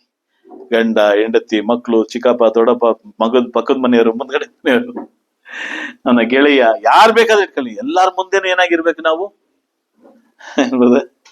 ನಿರ್ದೋಷಿ. ಕಷ್ಟ ಅಲ್ವಾ? ನಿರ್ದೋಷಿಯಾಗಿರೋದು ಕಷ್ಟ. ಯಾಕಂದ್ರೆ ಅವ್ರು ನಮ್ಗೆ ದೋಷ ಮಾಡಿದಾರಲ್ವಾ, ಅದಕ್ಕೆ ನಾವೇನ್ ಮಾಡ್ಬೇಕು? ಪ್ರತಿಯಾಗಿ ಪ್ರತಿ ದೋಷ ಮಾಡಿದ್ರೆ ತಾನೇ ಸಮಾಧಾನ ಆಗದು ನಮಗೆ. ಅವ್ರು ನಮ್ಗೆ ಮಾಡಿದಂತ ಮಾತುಗಳನ್ನ ನಾನು ಪ್ರತಿಯಾಗಿ ಮಾತಾಡುವಂತ ಸಂದರ್ಭ ಬಂದಾಗ, ನನ್ಗೇನೋ ಮಾತಾಡಿದ್ದಾರೆ, ಅವತ್ತು ಮಾತಾಡಕ್ ಬಂದಿಲ್ಲ, ಎಷ್ಟೋ ವರ್ಷಗಳಾದ್ಮೇಲೆ ಮಾತಾಡಕ್ ಸಂದರ್ಭ ಬಂತು, ಈಗ ನನಗೆ ಮಾತಾಡೋ ಸಂದರ್ಭ ಬಂತು. ಈಗ ಏನ್ ಮಾಡ್ಬೇಕು? ನಾನು ಮಾತಾಡ್ಲೇಬೇಕು. ಇಲ್ಲ, ಅಲ್ಲಿ ಮಾತಾಡದೆ ನೀವು ನಿರ್ದೋಷಿಯಾಗಿ ನಿಲ್ಲಬೇಕು. ಅಲ್ಲಿ ನಡ್ಕೊಳ್ಳದೆ ನಿರ್ದೋಷಿಯಾಗಿ ನಿಂತಿರ್ಬೇಕು. ಅಲ್ಲಿ ಆಹಾರವನ್ನ ಕೊಟ್ಟು ಅವ್ರನ್ನ ತೃಪ್ತಿ ಪಡಿಸ್ಬೇಕು. ಅಲ್ಲಿ ದಾಹವನ್ನ ತೀರಿಸುವಂತ ರೀತಿಯಲ್ಲಿ ಇರ್ಬೇಕು. ಅಲ್ಲಿ ಅವರಿಗೆ ವಸ್ತ್ರವನ್ನ ಕೊಟ್ಟು ಅವರ ಮಾನವನ್ನ ಮುಚ್ಚುವಂತ ರೀತಿಯಲ್ಲಿ ಇರ್ಬೇಕು. ಅಲ್ಲಿ ಅವರು ಸೆರೆಯಲ್ಲಿದ್ದಂತ ಸಂದರ್ಭ ಬಂದಾಗ ಅವರನ್ನ ಹೋಗಿ ನೋಡುವಂತ ರೀತಿಯಲ್ಲಿ ಇರ್ಬೇಕು. ಅವರೇ ದೋಷಿ ಅಂತ ನನ್ನನ್ನ ಕರೆದಾಗ, ನಾನು ಅವರನ್ನ ಮುಂದೆ ನಿರ್ದೋಷಿಯಾಗಿ ನಡ್ಕೊಂಡಾಗ, ಅವರ ಮುಂದೆ ನಿಂತಾಗ ಖಂಡಿತವಾಗಿ ದೇವ್ರು ಹೇಳ್ತಾನೆ, ಇದೆಲ್ಲ ನನಗೆ ನೀನ್ ಮಾಡ್ದೆ ಅಂತ ಹೇಳ್ತಾನೆ. ನನಗೆ ನೀನ್ ಮಾಡ್ದೆ, ಅವ್ರ ಪಾಪಿನೇ, ನೀನೇನ್ ಮಾಡೋರಿಗೆ? ದೋಷಿಯಾಗಿ ನಿಂತ್ಕೋ, ಅವ್ರ ಮುಂದೆ ಅಲ್ಲ, ನಿರ್ದೋಷಿಯಾಗಿ ನಿಂತ್ಕೋ. ಇದನ್ನೇ ಅಂತರಂಗವನ್ನ ನೋಡುವಂತ ದೇವರು. ಅದಕ್ಕೆ ಹೇಳ್ತಿದ್ದಾನೆ ಇಲ್ಲಿ, ದೇವರ ಮುಂದೆ ನಾನು ನಿಲ್ಲುವಾಗ ನಾನು ನಿರ್ದೋಷಿಯಾಗಿ ನಿಲ್ಬೇಕು ಅಂತ ಹೇಳ್ತಾನೆ. ನಿರ್ದೋಷಿಯಾಗಿ ನಿಲ್ಬೇಕೆಂದು ಏನ್ ಹೇಳ್ತಾನೆ? ಯಾವಾಗಲೂ, ನೋಡಿ ಗಮನ ಇಡಿ, ಅಂಡರ್ಲೈನ್ ಮಾಡ್ಕೊಂಡ್ರೆ ನಿಮ್ ಬೈಬಲ್ ಮಾಡಿ, ಯಾವಾಗಲೂ ಇರಬೇಕೆಂದು ಅಭ್ಯಾಸ ಮಾಡ್ತಿದ್ದೀನಿ. ಅಭ್ಯಾಸ ಅಂದ್ರೆ ಏನರ್ಥ? ಪ್ರಾಕ್ಟೀಸ್ ಮಾಡ್ತಾ ಇದೀನಿ. ಯಾಕಂದ್ರೆ ಆಗ್ತಾ ಇಲ್ಲ, ಪೌಲನ್ ಕೈಲಿ ಏನ್ ಮಾಡಕ್ ಆಯ್ತಲ್ಲ, ನಿರ್ದೋಷಿಯಾಗೂ ನಿಂತ್ಕೊಳಕ್ ಆಗ್ತಾ ಇಲ್ಲ ಅಂತ ಅರ್ಥ. Practice practice practice. ಒಂದ್ ದಿವಸ ಏನಾಗುತ್ತೆ? Is win. ಇವತ್ತು ಕಷ್ಟ ಪ್ರಿಯರೇ, ನಿಜವಲ್ಲ. ಆ ಮಾತಿಗೆ ನಾವು ಪ್ರತಿ ಮಾತು ಮಾತಾಡದೆ ಇರಕ್ಕಾಗಲ್ಲ, ನಿಜ. ಅದ್ರ ಅಭ್ಯಾಸ ಮಾಡಿ, ಅಭ್ಯಾಸ ಮಾಡಿ, ಅಭ್ಯಾಸ ಮಾಡ್ತಾನೆ ಹೋಗಿ. ಒಂದು ದಿವಸ ಅಭ್ಯಾಸ ನಿಮ್ಮನ್ನ ಏನ್ ಮಾಡ್ತದೆ? ಗೆಲ್ಲಿಸುತ್ತೆ. ನಿರ್ದೋಷಿಯಾಗಿ ನಿಂತ್ಕೋಬೇಕು ದೇವ್ರ ಮುಂದೆ. ನನ್ನ ಅಂತರಂಗವ್ರು ನಿರ್ದೋಷಿಯಾಗಿರ್ಬೇಕು, ನನ್ನ ಹೃದಯವರು ನಿರ್ದೋಷಿಯಾಗಿ ನಿಲ್ಬೇಕು. ಲೂಕ 18:11 ವಾಕ್ಯ ನಿಮ್ಗೆಲ್ಲರಿಗೂ ಗೊತ್ತು. ಇಬ್ಬರು ಪ್ರಾರ್ಥನೆ ಮಾಡ್ತಾರೆ. ಏನ್ ಮಾಡ್ತಾರೆ ಪ್ರಾರ್ಥನೆಯಲ್ಲಿ? ಒಬ್ಬ ತನ್ನೊಳಗೆ ಅಂತ ಹೇಳ್ತಾರೆ. ನೀವು ಹೋಗಿ ಬೈಬಲ್ ಹೋಗಿ, ತನ್ನ ಕುಳ್ಳು ಜಬಿಕಿರ, ತನ್ನಲ್ಲಿ ಪ್ರಾರ್ಥನೆ ಮಾಡ್ಕೊಳ್ತೇನೆ. ನಾನು ನಿನಗೆ ಹೀಗೆ ಇದೆ, ನನ್ನ ಧರ್ಮಶಾಸ್ತ್ರ ವಿಧೇನಾದೆ, ದಶಮ ಕೊಟ್ಟೆ, 2 ಆವರ್ತಿ ಉಪವಾಸ ಇದೆ. ತನ್ನೊಳಗೆ ಮಾತಾಡ್ಕೊತಾನೆ. ತನ್ನೊಳಗೆ ಮಾತಾಡುವಂತ ಪ್ರಾರ್ಥನೆ ಯಾವತ್ತೂ ದೇವ್ರು ಕೇಳೋದಿಲ್ಲ. ನನ್ನೊಳಗಡೆ ನಾವ್ ಏನು ಮಾತಾಡ್ತೀವೋ ಅದು ಸರಿ ಅಂತ ರೀತಿಯಲ್ಲಿ ಮಾತಾಡಿದ್ರೆ ಕೇಳೋದಿಲ್ಲ. ಲೂಕ ಚಾಪ್ಟರ್ 18:11 ವರ್ಸಲ್ಲಿ ತನ್ನೊಳಗಡೆ ಮಾತಾಡ್ತಾನೆ. ಆದ್ರೆ ಅವನೇನ್ ಮಾತಾಡ್ತಾನೆ ಗೊತ್ತಾ? ಅವನೇನ್ ಮಾತಾಡ್ತಾನೆ? ದೇವರೇ, ನನ್ನ ಪಾಪಿ, ನಿನ್ನ ಮುಂದೆ ತಲೆ ಎತ್ತಕ್ಕೂ ನನಗೆ ಯೋಗ್ಯತೆ ಇಲ್ಲ ಅಂತ ಹೇಳ್ತಾನೆ. ದಟ್ ಈಸ್ ತನ್ನನ್ನ ದೇವರ ಮುಂದೆ ತೋರ್ಸ್ಕೊತಿದ್ದಾನೆ. ಕ್ರಿಸ್ತಲ್ಲಿ ಪ್ರಿಯರೇ, ಪೌಲನ್ ಬರ್ತಾ ಕೊರಿಂಥದವರಿಗೆ ಬರೆದಂತ ಕೊನೆಯ ವಾಕ್ಯದ ಭಾಗ ನೋಡುವ. ಕೊರಿಂಥದವರಿಗೆ ಬರೆದಂತ ಮೊದಲನೇ ಪತ್ರಿಕೆ, 1 Corinthians chapter 4:5. ಆದ್ದರಿಂದ ಕಾಲಕ್ಕೆ ಮೊದಲು ಯಾವುದನ್ನು ಕುರಿತು ತೀರ್ಪು ಮಾಡಬೇಡಿ. ಕರ್ತನು ಬರುವ ತನಕ ಆತನು ಕರ್ತವ್ಯದಲ್ಲಿರುವ ಗುಪ್ತ ಕಾರ್ಯಗಳನ್ನು ಬೆಳಕಿಗೆ ತರುವನು, ಹೃದಯದ ಯೋಚನೆಗಳನ್ನು ಪ್ರತ್ಯಕ್ಷಪಡಿಸುವನು. ಆ ಕಾಲದಲ್ಲಿ ಪ್ರತಿಯೊಬ್ಬನಿಗೆ ಬರತಕ್ಕ ಹೊಗಳಿಕೆಯು ದೇವರಿಂದ ಬರುವುದು. ಸಾಕು, ಇಷ್ಟೇ ಪ್ರಿಯರೇ. ಆದ್ರಿಂದ ಕಾಲಕ್ಕೆ ಮೊದಲು ಯಾವುದನ್ನು ನೀವೇನ್ ಮಾಡಿ ಕುರಿತು ಸಮಯ ಬರ್ಲಿ ಬಿಡಿ, ಮಾತಾಡ್ಲಿ ಬಿಡಿ ಅಂತ ಬಿಟ್ಬಿಡಿ. ತೀರ್ಪು ಮಾಡ್ಬೇಡಿ, ಯಾವ್ದಕ್ಕೂ ತೀರ್ಪು ಮಾಡಿ. ಕರ್ತನು ಬರುವ ತನಕ ಏನ್ ಮಾಡ್ಬೇಕಂತೆ?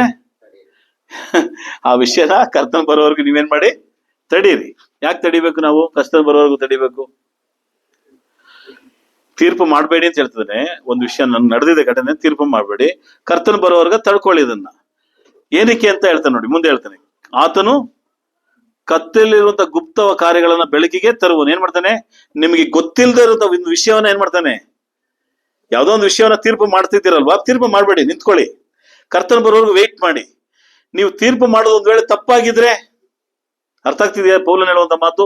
ನೀವು ತೆಗೆದುವಂತ ನಿರ್ಧಾರ ತಪ್ಪಾಗಿದ್ರೆ, ನೀವು ಮಾತಾಡುವಂತ ಮಾತು ತಪ್ಪಾಗಿದ್ರೆ ಸ್ವಲ್ಪ ವೆಯ್ಟ್ ಮಾಡಿ, ಕರ್ತನ ಬರ್ತಾನೆ. ಒಂದ್ ವೇಳೆ ಯಾವ್ದೋ ಕತ್ತಲಲ್ಲಿ ಏನೋ ಒಂದು ವಿಷಯ ನಡೆದಿದೆ, ನಿಮ್ಗೆ ಗೊತ್ತಿಲ್ಲದೆ ಅಂತ ಕತ್ತಲದ ನಿಮ್ಗೆ ಗೊತ್ತಿಲ್ಲದ ವಿಷಯದಲ್ಲಿ ನಡೆದಿದೆ, ಅದು ಗುಪ್ತವಾಗಿದೆ, ರಹಸ್ಯವಾಗಿದೆ. ಅದು ಹೊರಗಡೆ ಬಂದಾಗ ಆಹಾ, ಇದಕ್ಕ ಅವ್ರು ನನಗೆ ಬೈದ್ರು, ಇದಕ್ಕ ಅವ್ರು ನನ್ಗೆ ಹಿಂಗಂದ್ರು, ಇದಕ್ಕೆ ಈ ಸಂದರ್ಭ ನಡೀತಾ ಅನ್ನೋ ರೀತಿಯಲ್ಲಿ ಬರ್ತದೆ. ಅದಕ್ಕೆ ಹೇಳ್ತಾನೆ, ಬೆಳಕಿಗೆ ತರುವನು ಹೃದಯದ ಯೋಚನೆಗಳನ್ನ ಪ್ರತ್ಯಕ್ಷಪಡಿಸ್ತಾನೆ. ಪ್ರತಿಯೊಂದು ಹೃದಯಗಳ ಯೋಚನೆಯನ್ನ ಏನ್ ಮಾಡ್ತಾನೆ? ಯೋಚನೆಯನ್ನ ಏನ பண்ணாருங்களா? எல்லாருடைய இதயத்திலும் ஒரு நாள் வெளியே படுத்துறாங்க. அதுதான் ಇನ್ನರ್ ಹಾರ್ಟ್. ಒಳಗಡೆ ಏನೆಲ್ಲ ಇದೆಯೋ ಒಂದ್ ದಿವಸ ಓಪನ್ ಆಗೋದು. ಅದನ್ನೇ ದಾವಿನ ವಿಷಯದಲ್ಲಿ ದೇವರಲ್ಲಿ ಹೇಳಿದ್ದು ಸಾಮೂಲನಿಗೆ, ಹೃದಯವನ್ನ ನೋಡ್ತಾ ಇದ್ದೀನಿ ಅಂತ ಎಲ್ಲರೂ ಹೇಳ್ತಾನೆ ನೋಡಿ. ಹೃದಯದ ಯೋಚನೆಗಳನ್ನ ಪ್ರತ್ಯಕ್ಷಪಡಿಸುವನು, ಎಲ್ಲವನ್ನ ಓಪನ್ ಮಾಡ್ತಾನೆ. ಏನೆಲ್ಲ ನಡೀತು ಗೊತ್ತಾಗತ್ತೆ. ನಮ್ಗೆ ಪಕ್ಕದಲ್ಲೇ ಇರ್ತಾರೆ, ಗೊತ್ತಿರೋದಿಲ್ಲ ಅವ್ರು. ಅವರೇ ನಾವು ಕರೆಕ್ಟ್ ಅಂತ ಅನ್ಕೊಂಡು ನಾವು ಮಾತಾಡ್ತಾನೇ ಹೋಗ್ತಾ ಇರ್ತೀವಿ. ಒಂದ್ಸಾರಿ ಸೈಲೆಂಟ್ ಆಗಿ ಅದು ದೇವರು ಒಂದ್ ದಿವಸ ಅದನ್ನ ಓಪನ್ ಮಾಡ್ತಾರೆ. ಅವಾಗ ಗೊತ್ತಾಗತ್ತೆ ನನ್ನ ಪಕ್ಕದಲ್ಲಿರೋನು, ಬಲಗಡೆ ಇರೋನು ಹಿಂಗೆ, ಎಡಗಡೆ ಇರೋನು ಹಿಂಗೆ ಅಂತ. ಯೇಸು ಕ್ರಿಸ್ತನಿಗೆ ಗೊತ್ತಲ್ಲ, ಉದಾಹರಣೆ ಕೊಟ್ಟಿದ್ದಾನೆ ನಮಗೆ. ಬಲಗಡೆ ಇರೋನ ಸ್ಟೇಟ್ಮೆಂಟು ನಮ್ ಬೈಬಲ್ ಇದೆ, ಎಡಗಡೆ ಇರೋನ ಸ್ಟೇಟ್ಮೆಂಟು ನಮ್ಗೆ ಇದೆ, ಬಹಿರಂಗವಾಗಿ ತೋರ್ಪಟ್ಟಿದೆ. ನಾವು ಯಾರು ಅಂತ ನಾವು ತಿಳ್ಕೊಬೇಕು ಅಂದ್ರೆ ಯೇಸು ಕ್ರಿಸ್ತನ ನ್ಯಾಯ ತೀರ್ಪು ಗಂಟ ವೆಯ್ಟ್ ಮಾಡುವ. ಅದು ಹೇಗಾದ್ರೂ ಹೋಗ್ಲಿ. ಮುಖ್ಯವಾದಂತ ಅಂಶ ಕೆಳಗಡೆ ಮಾತಾಡಿದೆ. ಆ ಕಾಲದಲ್ಲಿ ಪ್ರತಿಯೊಬ್ಬನಿಗೆ ಬರತಕ್ಕ ಏನಾಗ್ತದೆ? ಹೊಗಳಿಕೆಯು ಯಾರಿಂದ ಬರ್ತದೆ? ನೀವು ತಿಳ್ಕೊಂಡಿರ್ಬೋದು, ನನಗೆ ಅವಮಾನ ಆಯ್ತು, ನನಗೆ ಅಸಡ್ಡೆ ಮಾಡಿದ್ರು, ನನ್ನ ಚೀಮಾರಿ ಮಾಡಿದ್ರು, ನನ್ನ ಹೀಗ್ ಮಾಡಿದ್ರು, ಅವ್ರು ಹಂಗ್ ಮಾತಾಡಿದ್ರು, ಅದಕ್ಕೆ ನಾನು ಮಾತಾಡ್ದೆ, ಹಿಂಗೆ ಏನೋ ಅನ್ಕೋಬಿಡಿ, ಬಿಟ್ಬಿಡಿ. ನನಗೆ ಹೊಗಳಿಕೆ ಒಂದ್ ದಿವಸ ಬರುತ್ತೆ. ಆ ಹೊಗಳಿಕೆ, ಆ ಕಣ್ಣೀರು, ಆ ವೇದನೆ, ಆ ಕಷ್ಟಕ್ಕೆ ಒಂದ್ ದಿವಸ ನನಗೆ ಹೊಗಳಿಕೆ ಬರ್ತದೆ. ನಾನು ವೇದನೆ ಪಟ್ಟಿದ್ದೀನಿ ಬ್ರದರ್, ಇಷ್ಟು ವರ್ಷ ಅನುಭವಿಸಿದ್ದೀನಿ, ಪರವಾಗಿಲ್ಲ. ಒಂದ್ ದಿವಸ ಹೊಗಳಿಕೆ ಬರ್ತದೆ. ನಿಮ್ಮ ಹೃದಯವನ್ನ ನೋಡಿ ಚೆಕ್ ಮಾಡ್ತಾ, ಆ ಹೃದಯ ಶೋಧನೆ ಮಾಡೋದ ಒಬ್ರು ಡಾಕ್ಟರ್ ಬರ್ತಾರೆ ನಮಗೆ, ಅದು ಎವನ್ ಡಾಕ್ಟರ್. ಆ ಹೃದಯವನ್ನ ಯೋಚನೆಯನ್ನ ಪ್ರತ್ಯಕ್ಷಪಡಿಸ್ತಾರೆ. ಆಗ ಹೊಗಳಿಕೆ ಬರ್ತದೆ. ಯಾರಿಂದ ಹೊಗಳಿಕೆ ಬೇಕು ನಮ್ಗೆ? ಅವಾಗ ಯಾರಿಂದನೂ ಬೇಡ ನಮಗೆ. ನನಗೆ ಹೊಗಳಿಕೆ ಯಾರಿಂದನೂ ಬೇಡ, ನನ್ನ ಮಕ್ಕಳಿಂದನೂ ಬೇಡ, ನನ್ನ ಯಾರಿಂದನೂ ಬೇಡ. ನನ್ನ ಹೊಗಳಿಕೆ ಯಾರಿಂದ ಬರ್ತದೆ ಅಂತ ಹೇಳ್ತಾನೆ ವೇದವಾಕ್ಯ. ಪೌಲ ಹೇಳ್ತಾನೆ, ದೇವರಿಂದ ಸಾಕಲ್ವಾ, ಇನ್ಯಾವ್ದು ಬೇಕು? ಸಬಾಸ್ ಮಗಳೇ, ಇಷ್ಟು ದಿವಸ ನನ್ನ ವಾಕ್ಯದ ಪ್ರಕಾರ ನೀನು ತಡ್ಕೊಂಡು, ಇಷ್ಟೊಂದು ನೋವು ಅನುಭವಿಸ್ಕೊಂಡು, ಇಷ್ಟೂ ಕಷ್ಟ ಪಡ್ಕೊಂಡು, ಇಷ್ಟು ವೇದನೆ ಪಡ್ಕೊಂಡು ನ್ಯಾಯ ತೀರ್ಪುಗಂಡ ವೇಟ್ ಮಾಡ್ದಲ್ಲ, ನಾನ್ ನಿನ್ನ ಹೊಗಳ್ತೀನಿ, ನೀನ್ ಗುಡ್ ಗರ್ಲ್, ನೀನ್ ನನ್ನ ಮಗಳು ಅಂತ ಹೇಳ್ತಾರಲ್ಲ, ಅದಕ್ಕಿಂತ ಮಾತು ಇನ್ನೇನ್ ಬೇಕಾಗಿದೆ ನನ್ನ ಪ್ರಿಯ ಸಹೋದರ ಸಹೋದರಿಯರೇ? ನಮ್ಮ ಹೃದಯವನ್ನ ಪ್ರತಿದಿನ ನಾವು ಪರೀಕ್ಷೆ ಮಾಡ್ಕೊಂಡು ನಾವು ಜೀವಿಸುವ. ಹೃದಯದಲ್ಲಿ ಇರುವಂತ ಪ್ರತಿಯೊಂದು ವಿಷಯಕ್ಕೆ ದೇವರು ಇಲ್ಲಿ ಹೇಳ್ತಾನೆ, ಆ ಯೋಜನೆಗಳಿಗೆ ಪ್ರತ್ಯಕ್ಷ ಪಡಿಸ್ತಾನೆ. ಓಪನ್ ಆಗುತ್ತೆ ಒಂದ್ ದಿವಸ. ಆ ವಿಷಯಕ್ಕೆ ದೇವರು ಪ್ರತಿಫಲವನ್ನ ಕೊಡ್ತಾನೆ. ಅದು ಹೊಗಳಿಕೆ ಇರ್ಬೋದು, ಅದು ತೆಗಳಿಕೆನೂ ಇರ್ಬೋದು. ಹೊಗಳ್ಬಹುದು, ಇಲ್ಲಾಂದ್ರೆ ಅದನ್ನ ಏನ್ ಮಾಡ್ಬೋದು? ನಮ್ಮನ್ನ ಬೈಲೂಬಹುದು. ಒಂದು ವಿಷಯವನ್ನ ಗಮನ ಇಟ್ಕೊಳ್ಳಿ, ನಾನು ಮುಗಿಸಿದ್ದೀನಿ. ನಮ್ಮೆಲ್ಲರಿಗೂ ಹೃದಯವನ್ನ ಶೋಧಿಸುವಂತ ದೇವರು ಪ್ರತಿದಿನ ಹೃದಯವನ್ನ ನಮ್ಮ ನೋಡ್ಕೊಳ್ಳುವ. ಇವತ್ತು ನಮ್ಮ ಇನ್ನರ್ ಹಾರ್ಟ್ ಅನ್ನು ಪ್ರತಿದಿನ ಚೆಕ್ ಮಾಡ್ಕೊಳ್ಳುವ. ಎರಡನೇದು, ನಮ್ಮೆಲ್ಲರಿಗೂ ನ್ಯಾಯ ತೀರ್ಪಿದೆ, ಸಾವಿದೆ, ನಮ್ಗೆಲ್ಲರಿಗೂ ಗೊತ್ತಿದೆ. ಮೂರನೇದು ಮುಖ್ಯವಾದದ್ದು, ನಮ್ಗೆ ಕೊಟ್ಟಂತ ವಸ್ತ್ರವನ್ನ ಏನ್ ಮಾಡ್ಕೋಬೇಕು? ನಾಚಿಕೆ ಪಡೆದ ರೀತಿಯಲ್ಲಿ ಅದನ್ನ ಏನ್ ಮಾಡ್ಕೋಬೇಕು? ಭದ್ರಪಡಿಸ್ಕೋಬೇಕು. ಯಾರಿಂದನೂ ಕಳ್ಕೊಳಕ್ ಹೋಗ್ಬೇಡಿ ಆ ಬಟ್ಟೆಯನ್ನ. ದೇವ್ರು ಕೊಟ್ಟಂತ, ಕ್ರಿಸ್ತನ ಮೂಲಕ ಕೊಟ್ಟಂತ ನೀತಿ ಎಂಬ ವಸ್ತ್ರವನ್ನ ಧರಿಸ್ಕೊಂಡೇ ಇರಿ. ಒಂದು ದಿವಸ ಯೇಸು ಕ್ರಿಸ್ತನ ಬರುವಾಗ ಆತನ ಆಗಮನ ವೆಲ್ಕಮ್ ಮಾಡುವಾಗ ಆ ನಿಲುವಂಗಿಯನ್ನ ಧರಿಸ್ಕೊಂಡು ನಾವು ವೆಲ್ಕಮ್ ಮಾಡುವ ಪ್ರೇರೆ. ಯಾವ ಕಾರಣಕ್ಕೂ ನಾಚಿಕೆಗೆ ಹೋಗದ ರೀತಿಯಲ್ಲಿ ನಮ್ಮ ಬಟ್ಟೆಯನ್ನ ಯಾರಿಂದನೂ ಕಸ್ಕೊಳ್ಳದ ರೀತಿಯಲ್ಲಿ, ಯಾರು ಕಿತ್ಕೊಳ್ಳದ ರೀತಿಯಲ್ಲಿ ಆ ವಸ್ತ್ರವನ್ನ ಕಾಪಾಡಿಕೊಳ್ಳುವ ದೇವ್ರ ತಾನು ಈ ವಾಕ್ಯದ ಭಾಗದಲ್ಲಿ ಆಚರಿಸಲಿ. ನಿಮ್ಮನ್ನು ನನ್ನನ್ನು ಎಚ್ಚರಿಸಿಕೊಳ್ಳುತ್ತಾ ಈ ವಾಕ್ಯದ ಭಾಗವನ್ನು ಮುಕ್ತಾಯ ಮಾಡಿಕೊಳ್ತೇನೆ. ಆಮೇಲೆ